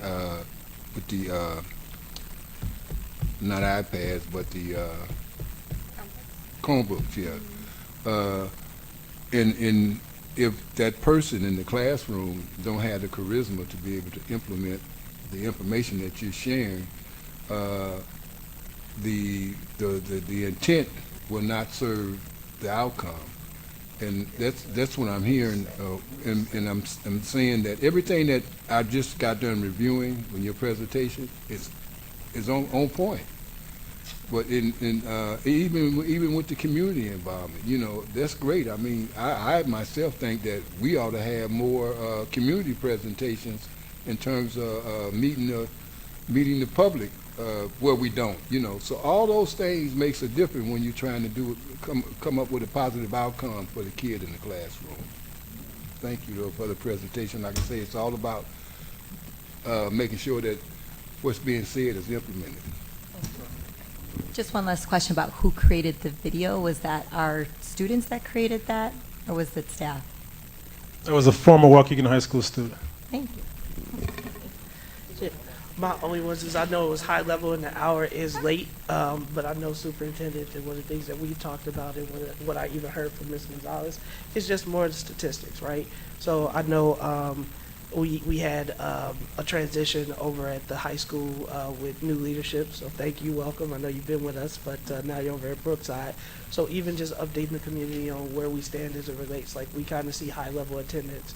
We kind of seen like freshmen on track. We should starting to see that data. But that's really, you know, we pulled these levers, and this is the impact that it's having. And so maybe in the upcoming November meeting, as we continue to have these forums and bring this conversation forward, we can actually start to tie back some of those KPIs, those key performance indicators that through partnership for, is it Partners for Success? Mm-hmm. And, you know, that they've said we need to be identifying and looking at. And from a community perspective, this goes back to part of the conversation that we've been having is that it shouldn't be a gotcha. Yep. right? The data is where the data is, and we need to make it move. And the only way we can make it move is if we're having real conversations about it. And some of it is going to look great, some of it's not going to be pretty, but we don't address it by holding our head in the sand. And I just want to say thank you to Mr. Hill, is because even when we talked about some of the things that we were doing as far as recovery, is he was very explicit in letting us know what the failure rate were of students. And we put something in place that was supposed to help those students, right? But now that we've been focusing on Tier 1 instruction and improving that, I would hope that our reliance on some of those tools, we can start to move away from them or reduce the number of students that are having to access them. And then also just our preparedness for the implementation of our promotion policy, right? Yeah. So how that impacts it, as well as, in my only last note, Superintendent, is around when we ask people to come out. I have to believe, right, if you ask me about banking or finances or where we should put a branch location, I have an opinion. And so if we have an opinion of what we believe the school should look like, I think a presentation of this is what our thoughts are, what say you, is a much better approach than, I got a plan, I want to take your feedback and kind of listen to it and then present the, and I'm not saying that's what you do, but I've seen it happen in this district before, in which we ask people for input knowing that we already know what it is that we really want to do. So versus saying, hey, this is what we want to do because this is what the data that we've been doing the research says. So we are the experts. But what's your opinion on it? And I think a lot of people will be able to, like I told you, when we went away from houses, to Mr. Vukovic's point, Brandon, the new board member, and superintendent's talking about all the reasons that we were going away from it. Freshman on track, freshman seminar, wanted to do Avid skills, all of these different interventions. And my question was, what about the parking, right? And sometimes it's those simple things by getting other people who are living in it, right, every day, or who have lived it, the opportunity to provide it. Because had somebody like Brandon been brought in on the front end, that may have been something that we did reconsider in year 8, but parking may have been something that we spent money on and addressed in year 1. Or it might have caused us to make other decisions. So I do say that to say thank you for the presentation. I appreciate you guys for coming this evening and kind of rolling this out, and really look forward to engaging the community as you guys move forward with the new transformation plan. Thank you. All right, we have student discipline matters, item 21A, the expulsion of student number. Oh, sorry, he wanted to do something. Yeah, I'd like to make a motion around the motion to amend the motion passed on the text abatement matter to change my vote from no to yes. So Ms. Hannah is a motion, Second? seconded by Ms. Lindsay. Any comments or questions? Do we have to take 2 votes? Or this will amend her vote as one action? All right. So if you vote in the affirmative, you're allowing to change Ms. Hannah's vote from no to yes on item, what's that number, Ms. Hannah? What was it? You said it. Is it written there? It's 16E. No, 16D. 16D, I want to make sure. All right, so motion to... was it? Wait. Yeah, the abatement. Yep. Yeah. All right. Yeah. So we got a motion and a second. No further questions. Roll call. Mr. McBride? Yes. Ms. Fabian? Yes. Ms. Gonzalez? Yes. Ms. Hannah? Yes. Ms. Lensing? Yes. President Ewing? Yes, the record will be reflected. All right, item 21A, expulsion proceedings for student number ending in 096. It is recommended that the Board of Education adopt the resolution as read. Whereas the Board of Education of Waukegan Community Unit School District Number 60 did, through its hearing officer, on October, we used today's date, correct? Yeah, October 22nd, 2024, I'm sorry, the hearing date. Oh, here, I apologize. Okay, I apologize. So I will restart that sentence. Whereas the Board of Education of Waukegan Community Unit School District Number 60 did, through its hearing officer on October 8th, 2024, hold a hearing concerning possible expulsion of student number XXX096 and receive and review the resulting hearing report. And whereas the evidence taken at said hearing was considered in closed session by the Board of Education as allowed under Section 2C9 of the Open Meetings Act, 5 Illinois, ILCS 120/2C9 shows that the student has been found to have committed the act of battery to student and gross disobedience, level 2 offenses, which is in violation of the rules and regulations of this school district and the school code of Illinois. And whereas other available and appropriate behavioral interventions and/or discipline were offered and/or provided to student XXX096 and have been exhausted. Now, therefore, it is hereby resolved that 1. The whereas clauses are adopted herein by reference as findings of the board. 2. The board additionally finds that it is in the best interest of the district to remove student XXX096 from the educational environment at this time because the student's continuing presence in school would substantially disrupt, impede, or interfere with the operation of the school. The severity of the infraction demonstrates that the student's continuing presence threatens school staff and students. 3. Student number XXX096 is expelled, held in abeyance, effective October 23rd, 2024, from attendance at said Community Unit School District Number 60, Waukegan Public Schools, for the remainder of the 2024-2025 school year, with opportunity to reinstate at the end of school year 2024-2025 based on successful completion of an alternative placement with Regional Office of Education, the duration being warranted on the basis of the severity of the act of battery to student, level 2. 4. Student number XXX096 additionally is prohibited from being on school grounds or district property or participating in or attending school activities for the duration of the period of expulsion, absent specific written permission of the building principal where the event/activity is to take place, for good cause as determined by the principal in consultation with the Director of Student Outreach or his designee. 5. The expulsion will be stayed to permit the assignment of student XXX096 to an alternative placement with attendance, academic, and behavioral conditions as recommended by the administration, provided student XXX096 is accepted by the alternative placement. 6. This resolution is effective immediately.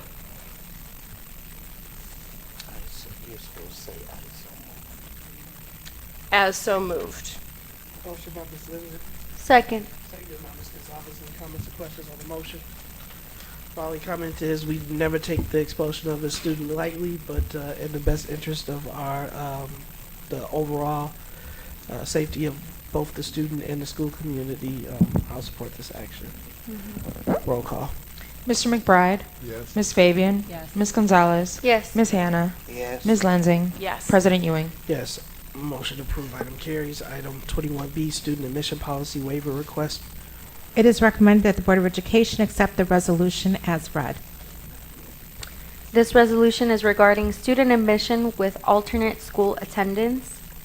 Whereas the school code authorizes boards of education to prohibit enrollment of students transferring in from another school district for whom any period of disciplinary consequence has yet to be completed, in accordance with 105 ILCS 5/2-3.13A parentheses A. And whereas the board has adopted board policy number 6001, admissions, requiring transfer students to be in good standing behaviorally at the time of transfer into the district in order to attend the district schools, unless the board allows for the student to attend an alternative school for the remainder of a period of outstanding discipline. And whereas the parent of student A, who is not in good standing as of the time of transfer from student A's prior school district, is a bona fide resident of Waukegan and has requested the board to allow student A to enroll based on reasons considered by the board in closed session as allowed under Section 2C10 of the Open Meetings Act, 5 ILCS 120/2C10. And whereas the administration supports this recommendation conditioned on student A's completion of the period of discipline at the Regional Office of Education, ROE's acceptance of student A, and parent agreement to any conditions set forth by the board. Now therefore, the Board of Education hereby resolves as follows, having considered student A's transfer records, parents' request, and the administration's recommendation. 1. The whereas clauses are incorporated herein by reference as findings of the board. 2. The board also finds that it is in the best interest of student A and the district to waive the good standing requirement set forth in Board Policy 6001 and to allow alternative school attendance by student A subject to the following. A. Student A shall attend only the Regional Office of Education Alternative School Program for the remainder of the disciplinary period established by student A's transferring school district, period of discipline subject to acceptance by the ROE. B. Student shall not be eligible to attend the district schools or participate in district-sponsored activities or events until such a time that student A has successfully completed the period of discipline at the ROE. C. Upon successful completion of the period of discipline and prior to attendance in the district schools, a re-engagement meeting must take place. I. To identify any program transition needs student A may have at the time to support student A's success on entering the district schools. And 2. Review with student A the behavioral expectations within the district and resources available to support student success. D. In the event student A fails to successfully complete the period of discipline at ROE, student A will be expelled from attending the district and all school-sponsored events and activities until such a time as the period of discipline is completed. E. Parent agrees in writing to the stipulations herein prior to the student A's first date of attendance at the ROE.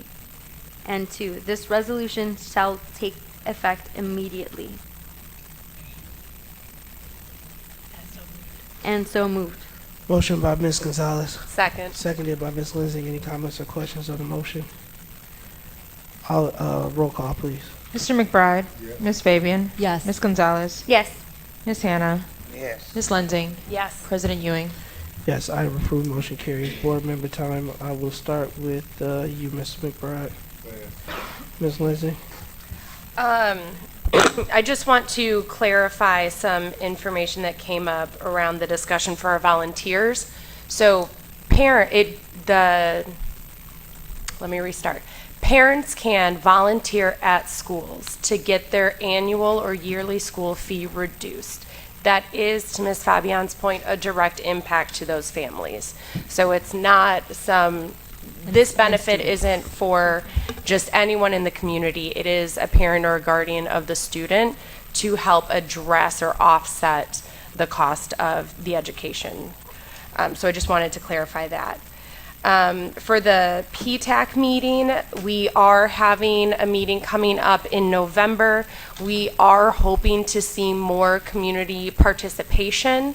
I know one of the focuses to ensure that we have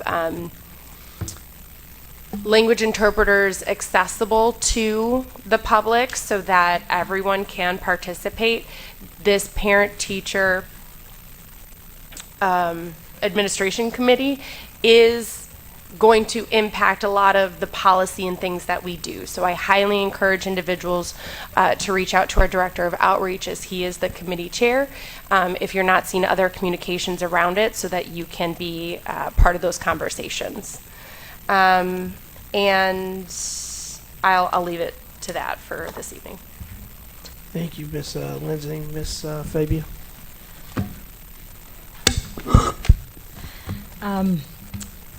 So I just want to say that it is very disheartening to continually hear false allegations and name calling against not only myself, but also my fellow board members to fit a narrative that suits a personal vendetta or agenda.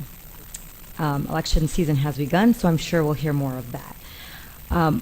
But I want to be clear that the allegations and opinions are just that. And I do hold my position as an elected official in high regard. And I understand that the community has put their trust in me. And that is why I do my best to conduct myself ethically.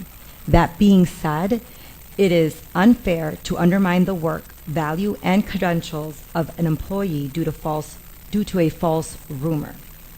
It is my hope that the community be mindful of what is said, by whom, and to look for actual facts before spreading rumors that disparage our staff. We should also be mindful of verbiage used when describing our staff. I understand the frustrations of a parent. However, we do not need to pass blame to a specific group who chooses to come and teach our children. Rumors and name calling are yet other barriers to hiring. Who would want to work here being called names and possibly being put into a rumor? I believe that we can have more meaningful conversations respectfully by sticking to the issues, the facts, without disrespecting each other. And I'll move on to some announcements. Tomorrow and Thursday is parent-teacher conferences. I just want to remind parents that if they cannot attend the conference, that does not mean that you don't have the right to reach out to your teacher and set up an appointment for another time to discuss your student's progress. And I also want to remind teachers and implore them to also reach out to parents who don't attend the conference meetings, and when you do, to do it with a lens of understanding and partnership.